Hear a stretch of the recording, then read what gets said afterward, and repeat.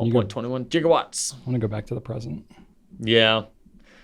My son asked me if I could visit a time period. What would I visit in last time? And I was like, so Brian about it, because I was just like, okay, well, how long do I stay there? Do I have like 19 qualifiers? Am I like, am I the same person? Do I have access to this person's language and custom knowledge? Like, I'm like ripping it apart. Yeah. And I'm like, dang, what you do. You got to do that to ruin the fun. Well, yeah. I have a good thought experiment question for you, but we're recording, and yes, we are. If it's important enough, I'll remember it at some point in the Pencast, and we'll get back to it. But it's related to the Back to the Future car. Nice. So if that comes up, I can make it come up. I love that car. Okay. All right. Ready? Yeah. Let's make it happen. Okay. Welcome, everybody, to episode number 88 of the Goulet Pencast. This is the episode number that marks when the Back to the Future DeLorean time travels. Right? The hit 88 speed, miles an hour? Yes. The speed at which you would travel through time. And then we can celebrate again when we hit episode number 1985. Ooh. And we can celebrate again when we hit episode 1955. And then again when we hit episode 2015. Wow. Okay, well, there you go. So 1885 as well. If you wanted to time travel and spend the next 2 hours in a daze and then wonder what happened, you're in the right place. Because this is the Pencast, where fountain pens are still a thing. I'm Brian Goulet. I'm Drew Brown. And we're here from Goulet Pens to deliver this casual and informal, tangential and extraneous, superfluous and extemporaneous fountain pen show where we talk about what's going on at the Goulet Pen Company and in our fountain pen lives. In today's show, we're going to be talking about getting back into fountain pens after a break for several years.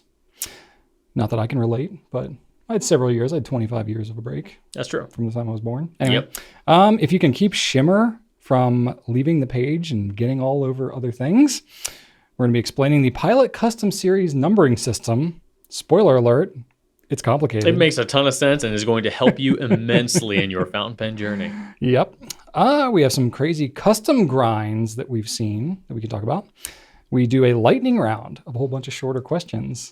Some pen related, some not related to anything at all. Nothing. Just nonsense questions. So that'll be fun. We're going to compare the Pilot Vanishing Point and Pilot Decimo in our spotlights. And of course, we're got our usual nonsensical updates of personal stuff. So that's what's happening today. And we'll start it off with some feedback. Okay. I don't know if you recall, Brian, but last week I demoed the Private Reserve Ink Zero Luxury Hand Cleaner Remover. I do recall that. Didn't go super well for me. We had a lot of confidence about publishing that. It was like, this is really helpful. I feel great about how we're presenting this. A lot of people agreed with me, said that I find that it works really well with some inks, some not so much, so it is what it is. Yeah, Alana Baker wrote in and said, a hint for keeping your hands ink-free is to use a good, non-greasy moisturizer before you work with your pens. Dry skin will absorb more ink and make it harder to wash off. I don't know if you know this about me. I have very dry hands. Very, very dry hands. So I left this ink on my hand for the whole day. B, I have very dry hands. So your hands are more absorbent maybe than possibly, most. Yeah. So I thought this was an interesting idea, a non-greasy moisturizer. So something that is good quality, so it's not going to leave sticky oopy goop all over your pens. I have the opposite problem. My hands are super oily. Yeah. There is no such thing as a non-greasy moisturizer for me. Oh, so you should have demoed the hand cleaner then. I probably should have. Yeah. I might have represented it better. But anyway, it's okay. We wanted to give it more of like a realistic worst case It is what it is, scenario. yeah. You know that we're not trying to just hawk our wares at you, I mean, it is part of what we're doing, but part of it, but we're not trying to misrepresent anything. Right, yeah, we're not fibbing at people. Yeah. Okay, and then this one, Existential Crisis Octopus wrote in. What a great name. This octopus is having a rough go. Wrote in and said, for your word cloud, because we did, what's your favorite pen, word cloud and stuff like that, could ES, that we saw on the word cloud, potentially have been E95S? If for some reason it omitted numbers. And I didn't see any numbers on the word cloud. I don't know. I don't remember seeing 74 or 823. Yeah, there was custom. Right. So I don't know if that was the word custom showed up more than all the numbers I think for some reason it might have omitted numbers. And that would make sense why ES was so big. this is a good theory. Right, I like the theory, and don't know. Existential Crisis Octopus was not the only person with that theory. How did you create that word cloud? What did you use to Some make free that? website. I don't know. Oh, okay. So I don't know. Yeah, who how we knows? would find out. Okay. Who knows? So So, free website that is prejudiced against numbers. well, if apparently. an octopus going through an existential crisis has the time to write in with such a theory, I think it needs to be It's worth taken listening to. seriously. Yeah. I agree. All right, and I then agree. finally, from Randall, he says, "Hi guys, I'm new to the hobby, but its hooks seem to be set." Sorry, Randall. Recently, while working on our kitchen renovation, I listened to what can only be described as an absurd amount of the Pencast. You guys kept me company while spending countless hours sanding, priming, and painting. Thanks for the help. Nice. And Randall sent us a picture, which I will share. Brian, the picture is in our folder if you want to check it out. But Randall's working in his basement along with a water heater, a really interesting mural of some animals drinking, like completely under the table, and while working on some cabinetry. And then on a Nice. monitor, we've got a playing a Pencast as well. So Randall's just Beautiful. doing it up. I love that mural. That, by the way, it's just drunken goats. Just that's what I want in my basement. It's an inspiration. Feels like a basement artwork thing to Absolutely, have. I it's guess. quite stunning. I've never had a basement actually, so I don't really know. But I've if experienced- you had a basement, you would definitely have drunken farm animals in it, right? of course, Yeah. Why wouldn't you? of course, Goes Yeah, without I saying. feel All like right. it's just natural. Yeah. That's it for me. Cool. All right. I got some feedback myself too. This is from creator Bell28. As a student who frequently watches the Pencast whilst drunkenly knitting and putting off an essay I should be working on, I've read this before too. I'm like, Brian's joke that a bunch of listeners are knitting and drinking whilst working hits different. because on the what other hobbies do you have? Yeah. Knitting was really big and drinking was really It was really big. It's like how many knitters out there are drinking while they're at work?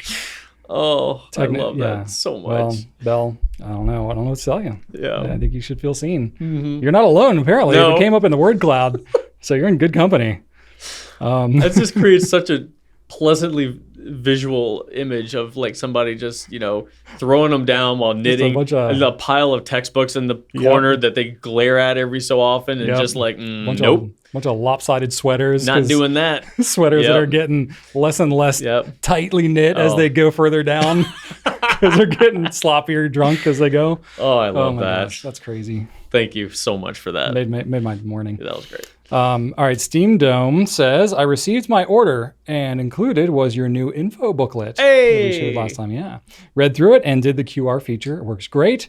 I think those that are new to fountain pens will find it very helpful. Well, that was the Love goal. hearing that. That's the goal. Awesome feedback. Yeah, there was a couple bits of feedback on that positively, so we Yay. appreciate that. That's awesome. Adrian kind of took lead at getting that design. Adrian spearheaded it, but Drew was the one who initially kind of like threw that idea out there and was kind of, one who Adrian's great initiated at it. taking things and running with it, though. She so. did. She took it. Yeah, she certainly did, and it was actually, if you've ever seen our stickers with the fountain pen and like kind of the stars and clouds, or the one with the cherry blossom behind it, the designer of the brochure was that same graphic designer. So it was a pleasure working with Mary again. She's super talented. Yeah, great stuff.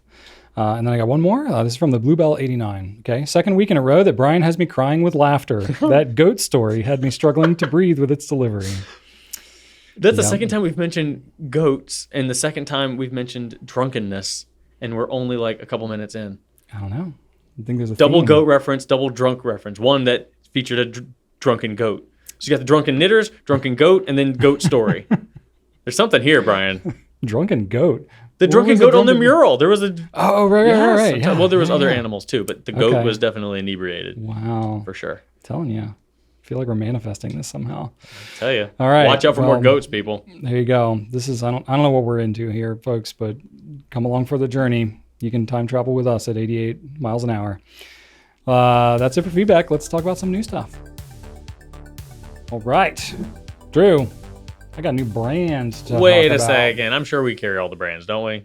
I mean, Do we finally get close Mont to Blanc? them? No, not quite. But it's another German brand. Hey, We're same, close. same thing, right? They're neighbors.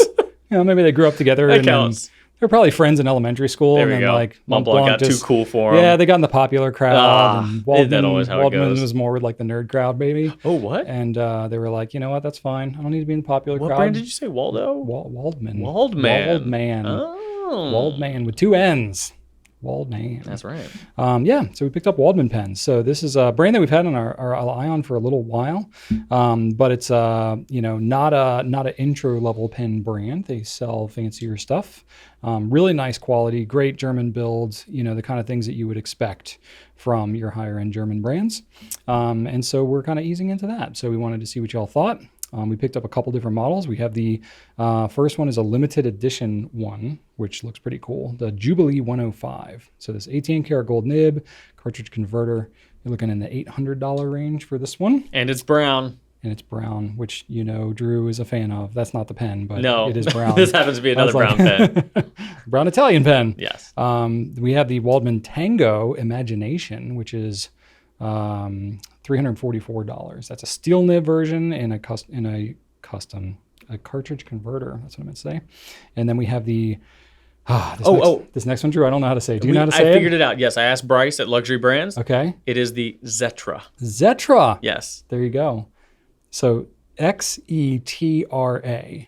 I was like, is this extra spelled differently somehow? Or Zetra or etc. Etc. Yeah, I don't know. I think you could go with any of these, but it sounds like it's Zetra Vienna. Yeah. So there you go. Zetra, white with rose gold. This thing looks really cool, and it's got like it's got like a hand carved like cap to it. That if you remember the platinum Caracusa, I think it was called. It was like a blue celluloid that had this carving. Very similar kind of vibe to that. But anyway, so that one is another steel nib one, similar in size and nib and stuff as the Tango, but that one's $440. So definitely an investment on these pens, but build quality is great.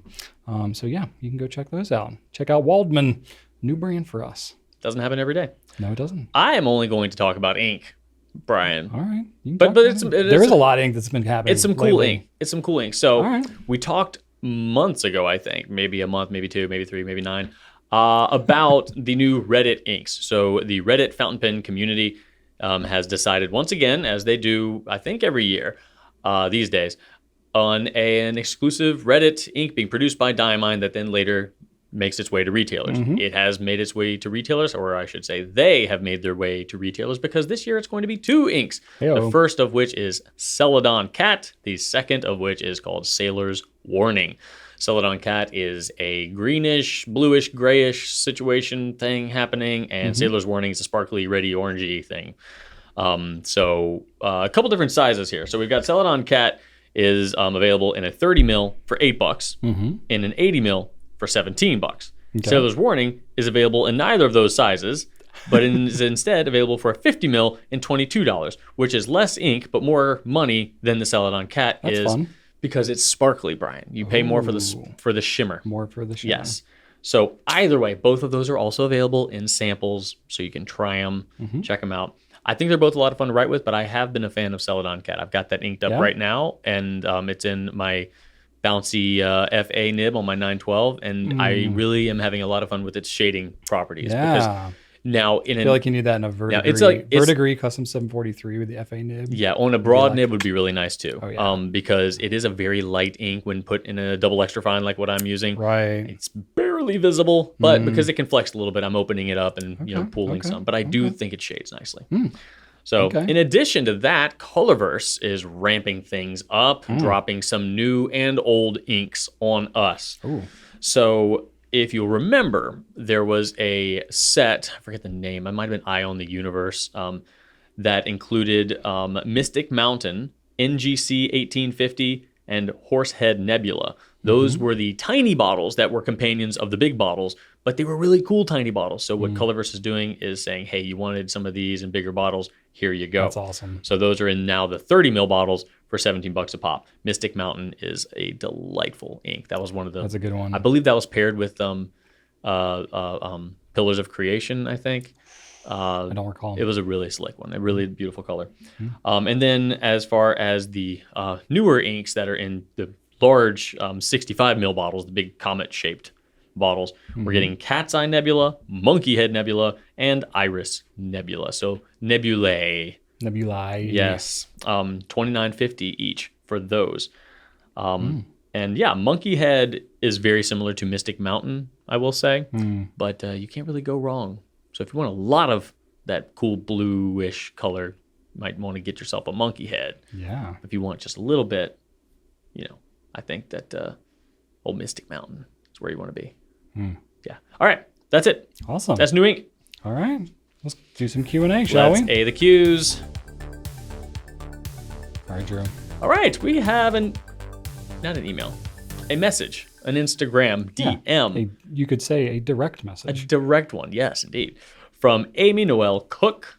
And Amy says, I'm re-entering the world of fountain pens after a several years break.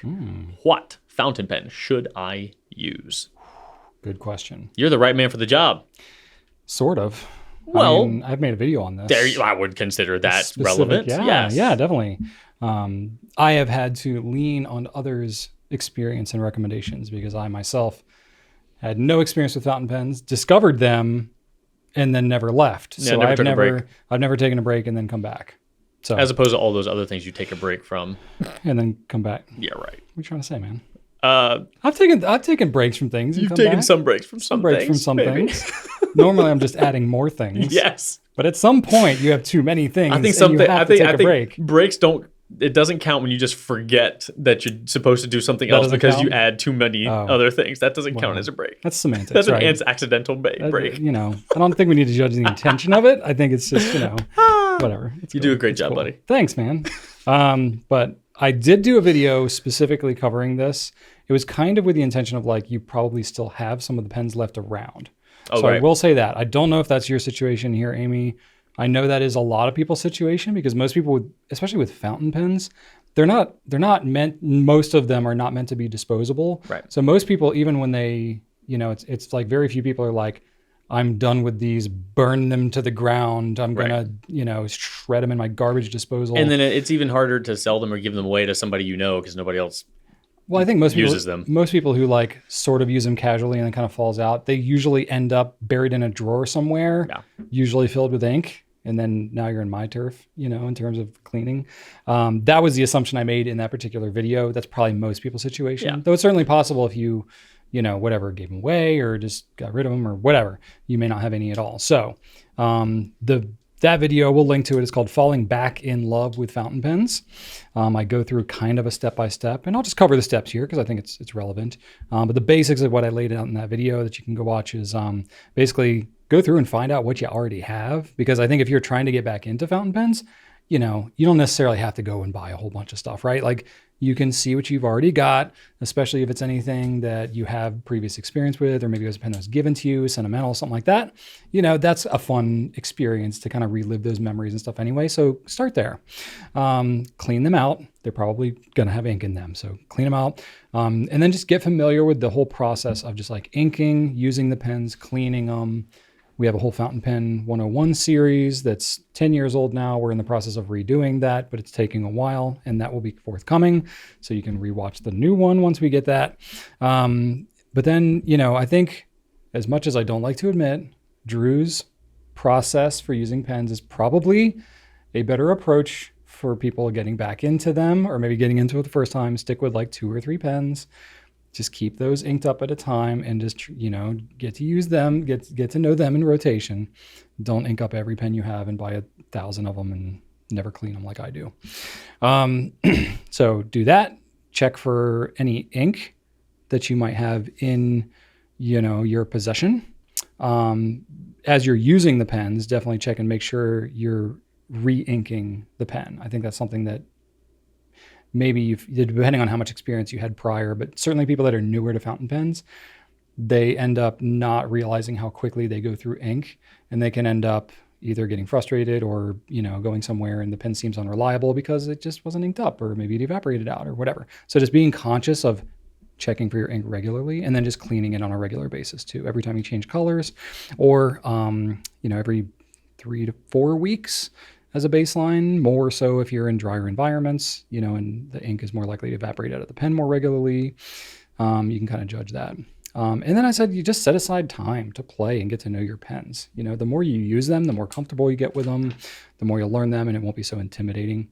And then reach out for help. So you can reach out to our team, definitely watching videos like this. Well, maybe this one's got a bad example. Maybe not this you one. may or may not. You might get inspired by this one. You may or may not learn something actually useful or helpful.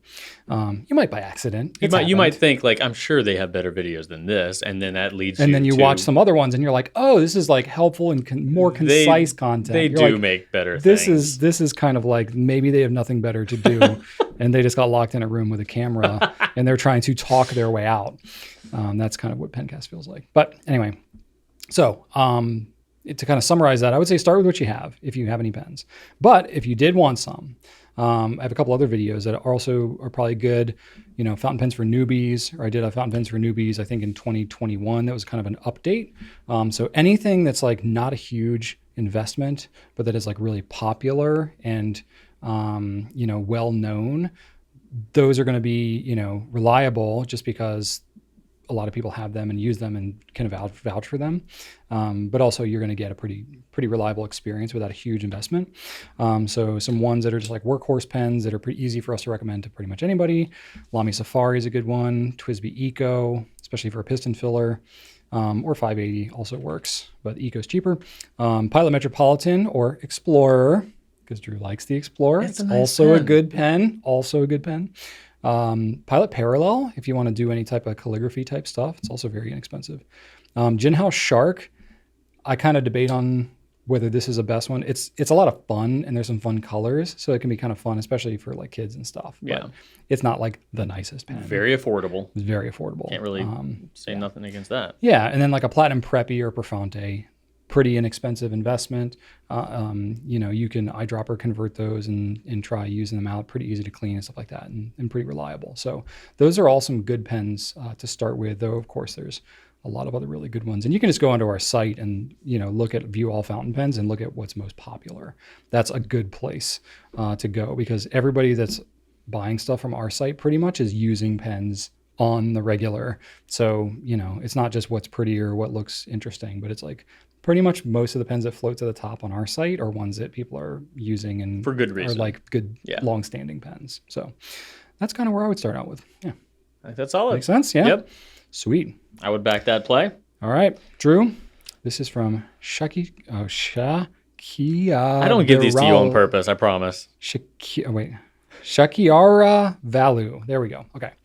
Tips for stopping glitter ink from transferring to the other page, please. Or is it just poor sparkly ink? You use glitter, like shimmering inks, a little more than I do. So not a ton. I generally get annoyed by their maintenance, but I will say that no, they're not bad shimmer inks. It's not that the ink like itself has gone right. You're not using the whatever. wrong shimmer ink. Like it's a pretty simple thing. Is that these bits of glitter are very large physical particles compared to the rest of the ink. So the ink will get absorbed by the paper. These pieces of mica or whatever are like they are rigid particles. They're not going to find a way inside of the paper fibers. They're just not they're not small enough. They're like physical particulate. They're not liquid. Like rocks almost. Tiny rocks in your ink. Yeah.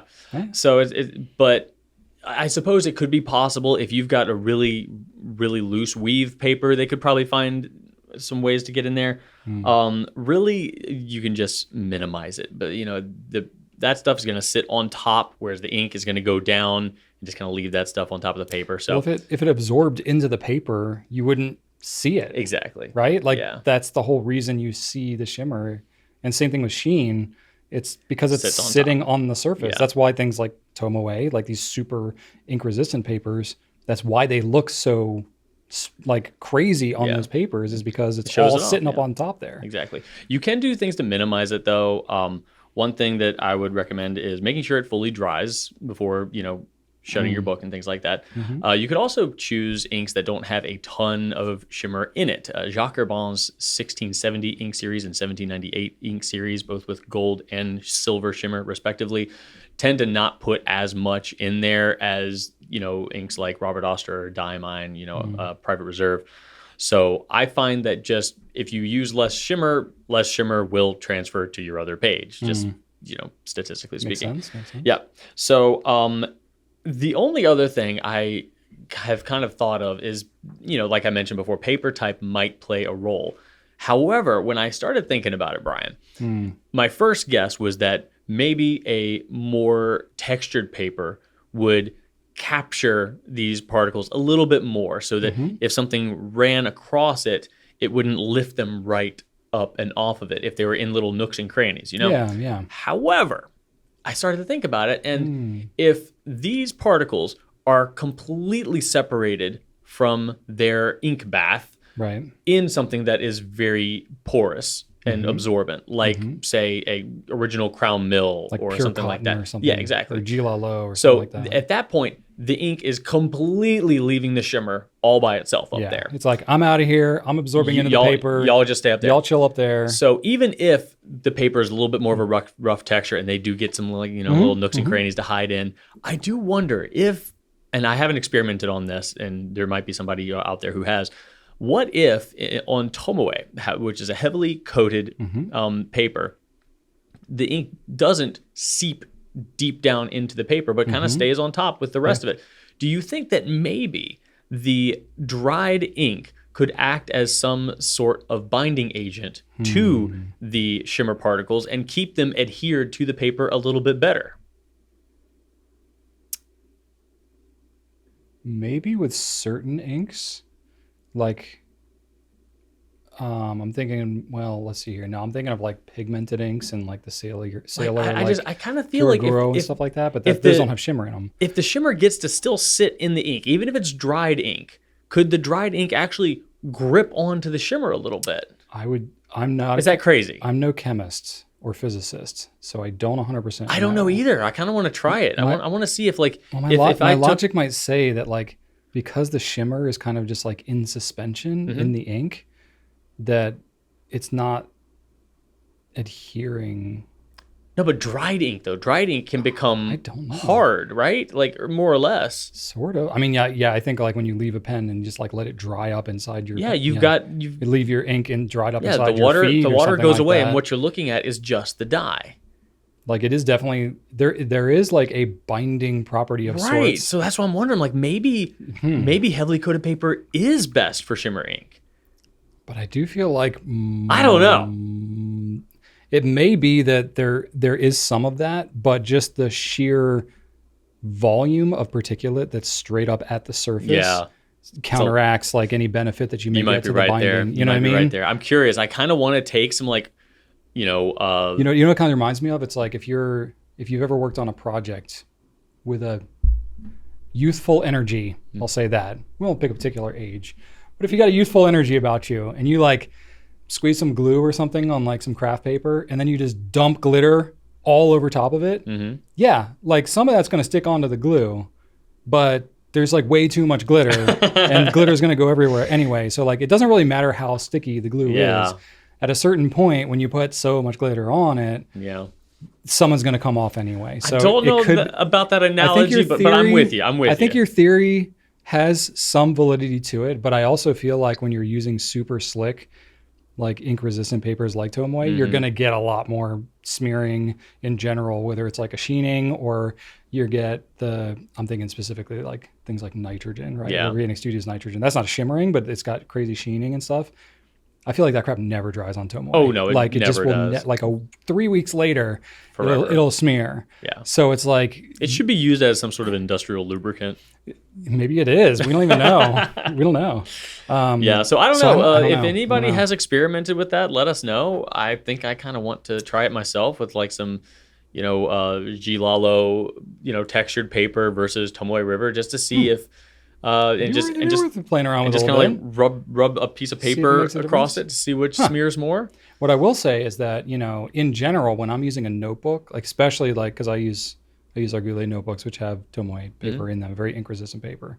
So if I'm using a shimmering ink in that notebook and I'm like on the go, not even just shimmer, but like just the ink itself, it's like you either got to like blow on it to get it to dry, or what I do is take like a blotter sheet or some other like more a paper towel or whatever, like something absorbent, and use that as sort of like a bookmarker, like Yeah. a placeholder, and shut that up. I wonder, I again have not experimented heavily with this specific to shimmer, but I would have to believe that if you have benefit from using some kind of blotter sheet or some more absorbent sheet in between your notebook, because if you're talking, Shakir Avalu here is asking about ink transferring from one page to the other. I'm assuming that's like a bound notebook of some type Probably. where you're like closing it onto itself.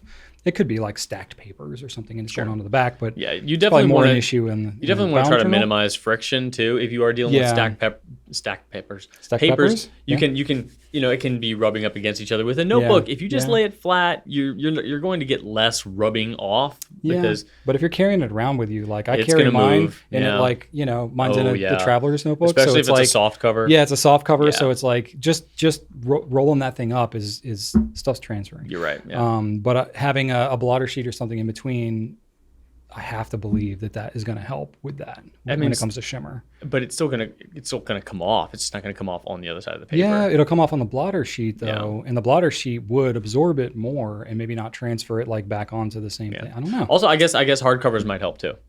Maybe. Like at that point, you would be avoiding friction anyway. Yeah. So tips. So using hard covers that won't bend and stuff, using a blotter sheet, using, just being conscious of the ink resistance of the paper itself, the more ink absorbed, like using a Tomaway, like Goulet notebook or something like that, that's very ink resistant as opposed to like a Leuchtturm or something like that. Maybe. I think you're going to have less transfer because based on your theory. Yeah, that I you're just making up, don't even trust my own theory. I don't but know. Also, you I can feel consider Jacques Bond inks too to just have less yeah, shimmer or overall. going inks with less intense shimmer. Yeah. I feel like the Jacques Bond too is not just amount of shimmer, but it's like, I don't know, it feels like the size of the particulate of the shimmer is smaller. Someone asked me once which ones have smaller particulate, and it's like I don't know. I have guesses, but I don't feel it's hard to comfortable. say. Yeah, I don't know. It's Yeah. we're kind of just we're eyeballing it. Yeah, I have thoughts, but unless I get various very, very serious filters, I'm not going to be able to experiment with that.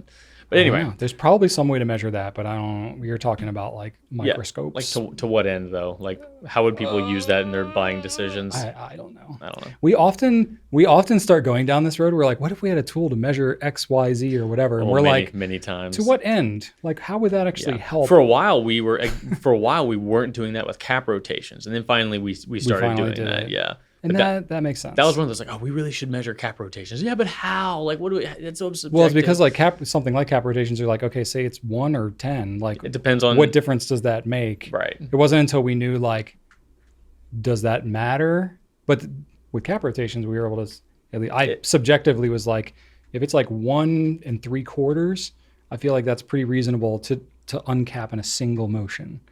Whereas if it's like 2 or more, you're gonna have to reposition your hands, and like that matters. It does matter, yeah.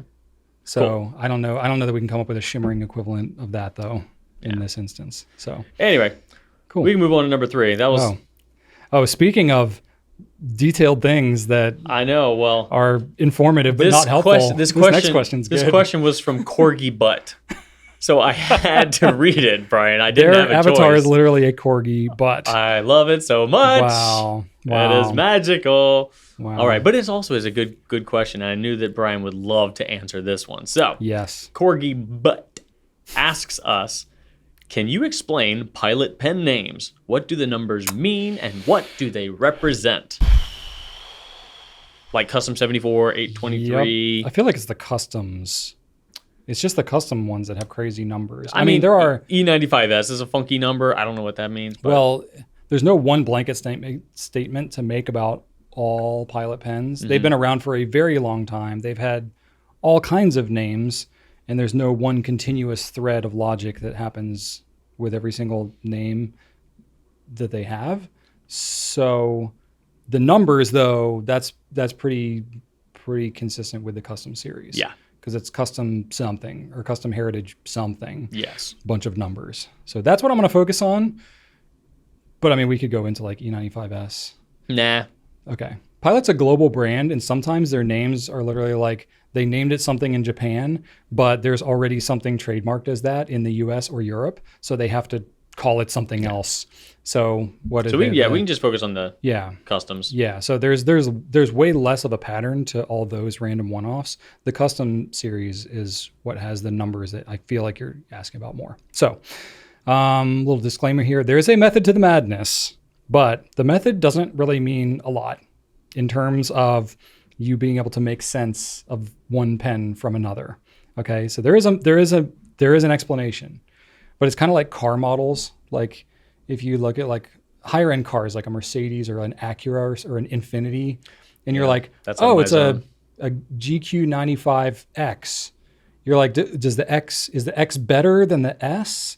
And you're like, well, in this brand, maybe, but not in the other one. But wait, there's an SE or an EX or an XRS. I never know what any of that means. GTR X3S.2. Yeah. You're like, what does all this mean? Or I feel like it's that way if you ever look at like, so I was in the Corps of Cadets at Virginia Tech, and I never went to the military, but I had a lot of friends who were like going into the military, wanted to be pilots. It's the same thing with like plane names and plane numbers. There's all these like F-35. You're like, is there a 34 and a 33 and a 32? And is there a G-35? It's like, where do these numbers come from? Yeah, there's probably some logic in the engineering and like R&D process that it just, that's the one that happened to get picked up. So it's the F-35 or whatever. So I feel like there's a lot of that's happening here. So it's like, it was not named in such a way that's like, oh, this will make sense in the totality of our collection to kind of the end consumer of this pen. It's more of like, hey, we internally at Pilot, we're creating a system to make sense of it. And then if you're looking at it from the outside, you're like, what is a 74 versus a 743 versus an 823 versus a 92? What does all this mean? So disclaimer, I'm going to tell you what it means, but it's not going to help you at all. It'll just be like, oh, that's interesting. Now I'm going to forget all that. So you basically just have to learn each model and its number, because the number itself doesn't really tell you anything helpful about that pen in relation to any of the other pens. Okay. Okay. So the numbers, all this will make sense sort of in a second. So the numbers are a combination of the anniversary of the company from the year that the pen was introduced. And then optionally, maybe the original price of the pen in tens of thousands of yen as it was released in Japan. So anniversary of when the pen launched in relation to the company's founding year plus price of the pen in yen at the time that it launched. I think an example might help. I'm going to clarify this because this doesn't make any sense yet, right? Okay, so context, Pilot as a company was founded in 1918. Okay, there you go. 1918. Just forget the 19. Just remember 18. 18 is the number to remember. Got it. So look at the custom 74. Okay. So if you take 74 and you add 18, what do you get? Drew, put you on the spot. Don't make me do you math. Know? I wrote it down. No. So it's 92. All right. Are you sure? It's 92. Yep, I'm sure. I double checked. I think it's 75. It's 92. All right. Because that's the year that the custom 74 came out. So they came out with the pen 1992. In 1992. They called it the custom 74 because it had been 74 years since the company's founding. Since 1918. Yes. Okay. So in their logic, it's like, we're coming out with this pen. It's been 74 years since we've been around. So we're calling it the custom 74. Okay. Like, all right, cool. There's a logic to that. Does that matter to us in 2023? We're like, it's interesting. How long ago was that? It's like, that is interesting, but it's like, does that tell you a lot? I guess it could tell you which fountain pens are older models. Older or younger, sure. Yeah. I mean, the lower the number, the older the model. I mean, you're still buying it new. Right. But it's like when it first came out, like, right. Okay, that's so something. Like something like the 74 is like... That's been around longer than the 823. Yeah. By that logic, you could say, hey, if it's been selling this long, maybe it's pretty good. Yeah. Right? Maybe. I don't know. Yeah, maybe. It gives you some information, sure. Is it the most useful information? Maybe not, but it's something, okay? So there's that, right? There's that number. So if you have I've not like double checked every pen they've ever created, but I believe this is more or less the understanding. If it's got two numbers, those first two numbers are the anniversary since the company was founded, the year the pen was introduced, right? Okay. So let's look at the custom 823.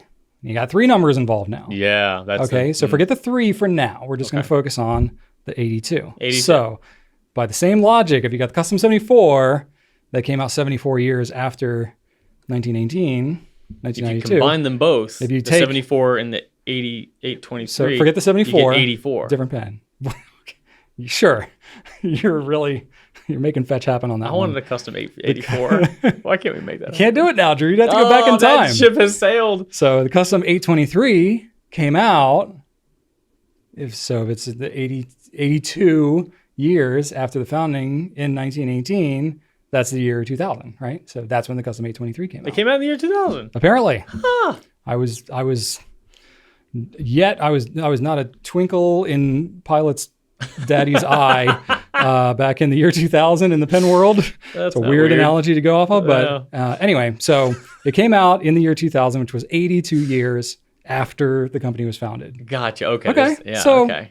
Cool. So what about the 3? So the 3, this is where it gets a 823. little more confusing. I don't not know. the 82. I don't know why they don't have this for every pen, because they have Yeah. the Heritage 92, they have the Custom 74. Those are only But then two they have digits. the 743. They have the 743. And They have 742. the 823. They have the 745. They have all these other things.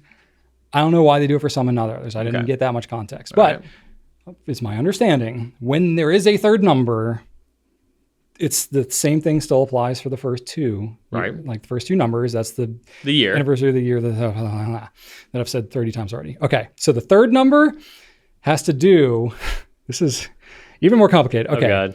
It has to do with the price of the pen Uh-huh. in tens of thousands of yen at the time that it came out. So Yeah. in the year 2000, apparently, in Japan, the custom 823 was 30,000 yen Oh. Okay. or thereabouts. Well, that's still in the same. So it's something. It's still in the same price group. It's It's still in the 300s. So that's not Yeah, I think- not a crazy. I think I didn't account for inflation over the 23 years, but Well, I mean- in today's yen, that's about $224. So in the US, the pen is more, which of course it's a foreign market. It's going to be higher because you have taxes and export fees and distribution costs and all that. But I think it's roughly in that ballpark in Japan still, if I'm not 100% sure. But That's impressive. yeah, so it's like there's going to be inflation and prices can change and stuff like that. So again, it gives you some context, but it's like there's kind of a lot of math involved here. And Yeah, I don't if like you're that. if you're a modern fountain pen user, not in Japan, and you're looking at these numbers, you can derive information from these numbers Mm-hmm. with some brain power, but it doesn't necessarily help you to have a lot of context about what that pen actually is. Well, so if you have a 742 sure, and you have an 823, yeah, you can say the 742 just based on the number. You can say Yeah. the 742 is a pen that has been around longer and yeah, likely and more is, affordable. and is less expensive. Yeah, most likely, or Okay. it was when it launched. That's something. Yeah, it's something. So if the third number is lower, it's probably a less expensive pen Mm-hmm. for whatever reason. And if it's a smaller initial number, then it's probably older in its original founding. Or Like whatever. the 845 is the most expensive one of the bunch Uh-huh. of the customs, other than the Urushi. Right. But that doesn't have a number. But like you could say the Right. 5 represents, something in the $500 range. 50,000 yen. Yeah. Whatever. Yeah. Whatever that turns out to okay. be. So that would be a more expensive pen. So if it's a higher third number, it's probably a more expensive pen.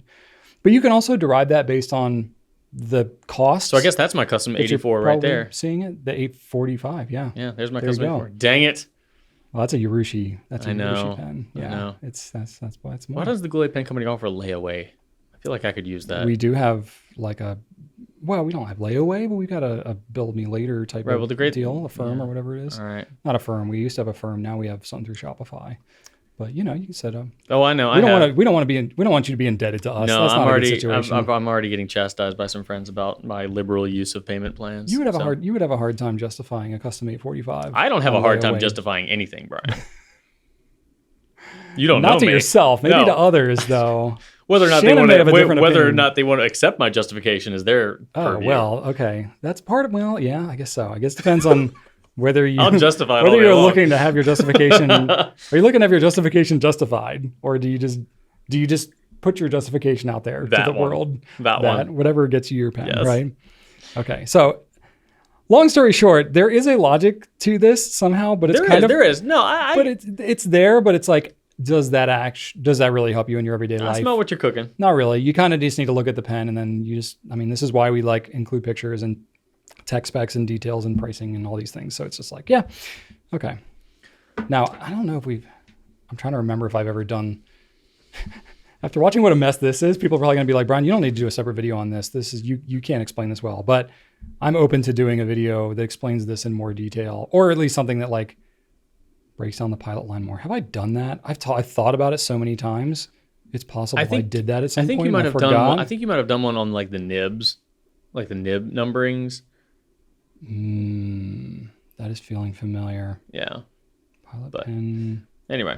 Okay. Anyway, either way, if y'all think that more information about the pilot, whatever, nib numbering or pen model numbering or anything is helpful, we can keep that in mind and maybe give it some more thought than what I've done here. Maybe Brian can give it some more thought and leave me out of it. Drew can explain it better than I can. No, please don't make me do that. I'm not finding anything that we've done on any of this. Maybe it was just a nightmare.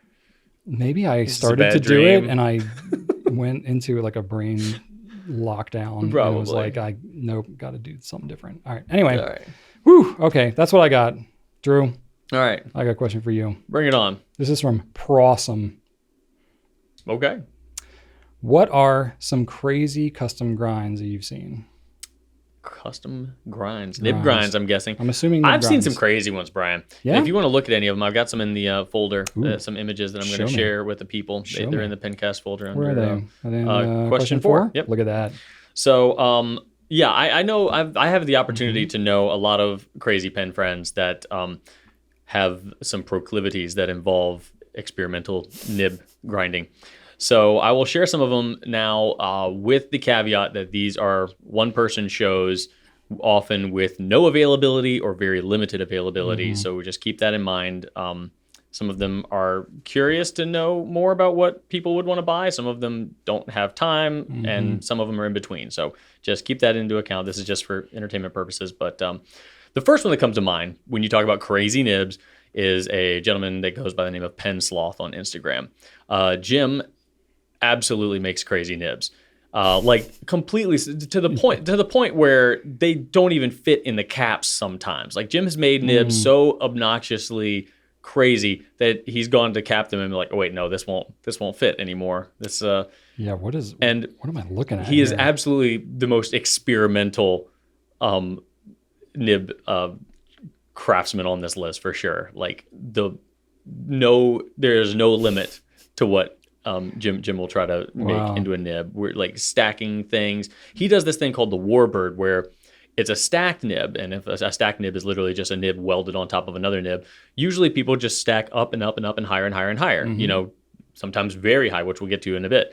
Jim does this thing where he'll do 3 stacked nibs and then weld another nib underneath of it to bring the other 3 nibs down from the bottom to connect to the top. It's just insane, but it's kind of incredible as well.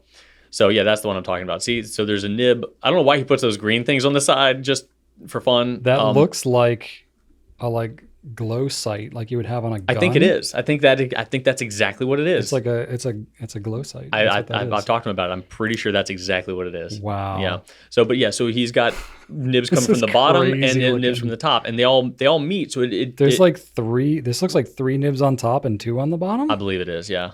That's wild. Yeah. It's insane. So there's that. So Pen Sloth is a madman, and we love him for it. That's beautiful. And then there's Jose, aka Nib Lab, and Jose is also pretty experimental, a little less so than Pen Sloth, but also pretty experimental. The image Brian's looking at right now is one where the nib has had a ton of material removed.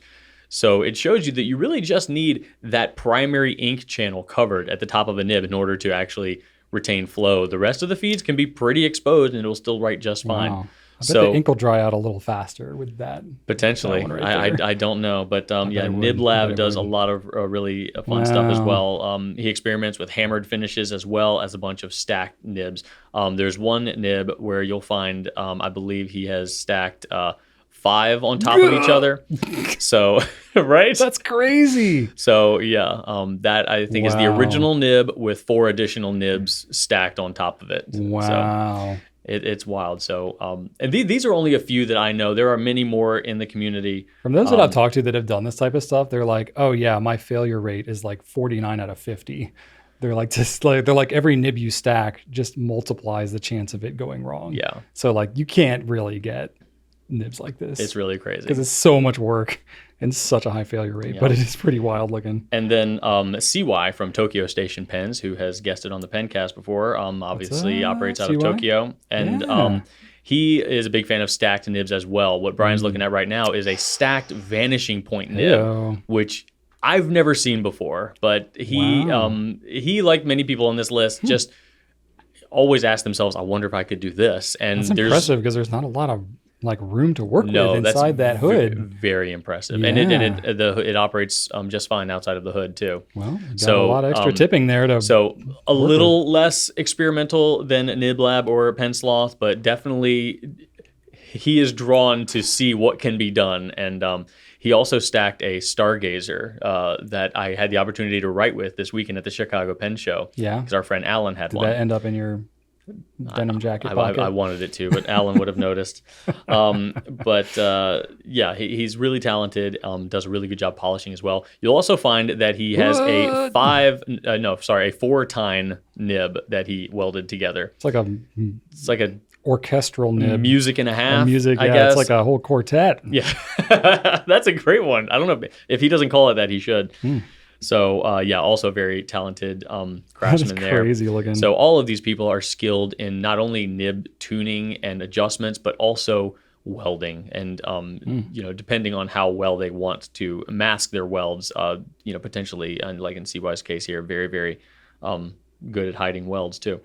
And then next one I wanted to mention, my friend Annabelle operates Opus Cineris, and she has created probably the most fascinating nib on this list, because she is able to produce these nibs 100% by hand. So unlike the other ones, she's not taking a pre-existing nib and adding more. Oh, wow. She is a jeweler by trade and is able to actually start with just liquid gold, put it into her shape, and it cuts out her own shape of nib so that the nib sides can be folded over onto itself. So it's a stacked nib, but not in the way you add one nib to another nib. The nib is actually stacked onto itself. She's absolutely incredible, one of the most delightful people you'll ever meet in your life. But she's also incredibly talented as well. So these pictures are some of the most beautiful nib shots I've ever seen in my life. So I encourage you to just check those out too. Wow, just the designs she's got on these. Yeah, too. I mean those are $1,000 nibs. So like they're not like all of these nibs are going to be hundreds and hundreds of dollars. Yeah, these are like bespoke. Yeah, absolutely. Yeah. None of these nibs are in the realm of art. It's artwork. It is 100%. You're buying art. Absolutely. Wow. So, and the amount of time and effort it takes to make any of these, is way up there. Just so the time and practice to even have the skill to be able to try something like this is amazing. Yeah, no, they're incredible to look at though. So regardless of whether or not they're in your price range, these nibs are truly works of art, but done by craftsmen who have spent hours and hours and hours, days and days and days, weeks and weeks and weeks to get to this level. So cool. And then finally I want to wrap it out with Jeremiah over at Monty Winfield Pens, because he's done some crazy stuff. His nibs, I think, deserve to be recognized for their amount of fine tuning and polishing. Like how they're finished is just next level. He's got nibs known as the Basilisk. Wow. That's I believe that's the one you're looking at right there, Brian. That's a beast. It is. He's got an owl nib.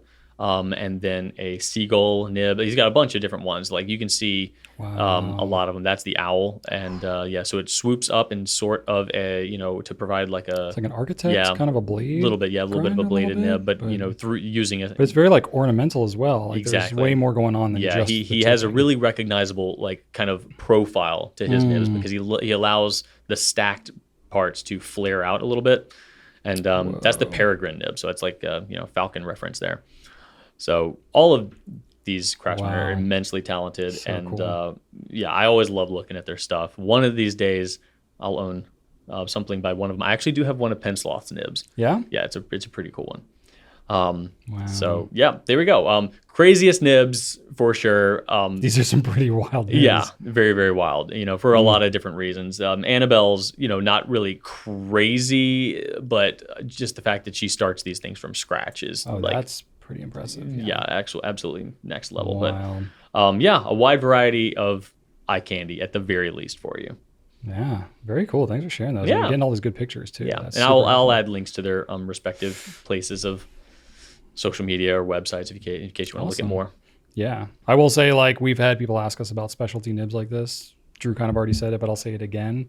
We're never going to carry anything like this because they can't make them anywhere near the quantity that would be needed. But, you know, they're in the community. They go to some pen shows and stuff. So definitely seek them out if you're interested. Support them. They're all part of the community. So we'll never have them, but we can give them some love. Absolutely, they deserve it. All right. Well, normally we would have 5 Q&A questions, Drew. But I see here we got a bunch of lightning round, lickety split questions. So here's what happened, Brian. All right. The last time I asked for questions on Instagram, I said, ask us anything. Yep. And you were thinking like anything probably pen related. I just wanted some questions. I'm like, give us some good stuff. So Okay. I wanted to be honest. And if I really said ask us anything, I don't want anyone to think, well, they told me to ask them anything. They didn't read any of my stuff. So I said, we should read any of those.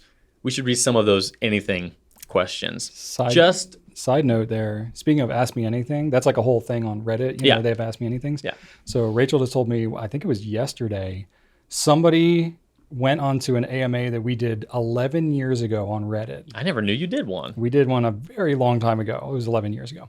We were nobody, but we did one anyway. But yeah, they asked, I think one of the questions we were asked was like, how many pens do we have in our collection? Literally been asked that question all along, Drew. People still want to know. And I think at the time, Rachel had a dozen and I had like 100 or something like that. So somebody asked like, hey, do y'all have any more now? Like after 11 years? Someone like, just asked that? Someone just asked that my like yesterday. So Rachel was like, yeah, it's about tenfold now for both of us. That's so funny. I bet they were not funny? expecting an answer. Still though, somebody not only found and saw it, but then asked the question. So anyway, I thought that was kind of funny. But please don't go back and ask things on 11-year-old posts all the time because there's no way we can keep up with all that. But I thought that was funny. Anyway, that was a little tangent. But all right. So how's this going to work, Drew? Well, I've got a column for you and a column for me. And we can just go, You made it pretty easy. You me. You said Drew asked Brian. Brian asked Drew. Column for each. So we're going to like that's popcorn back and forth. That's what I'm here for, All buddy. right, let's do it, man. Taking care of you.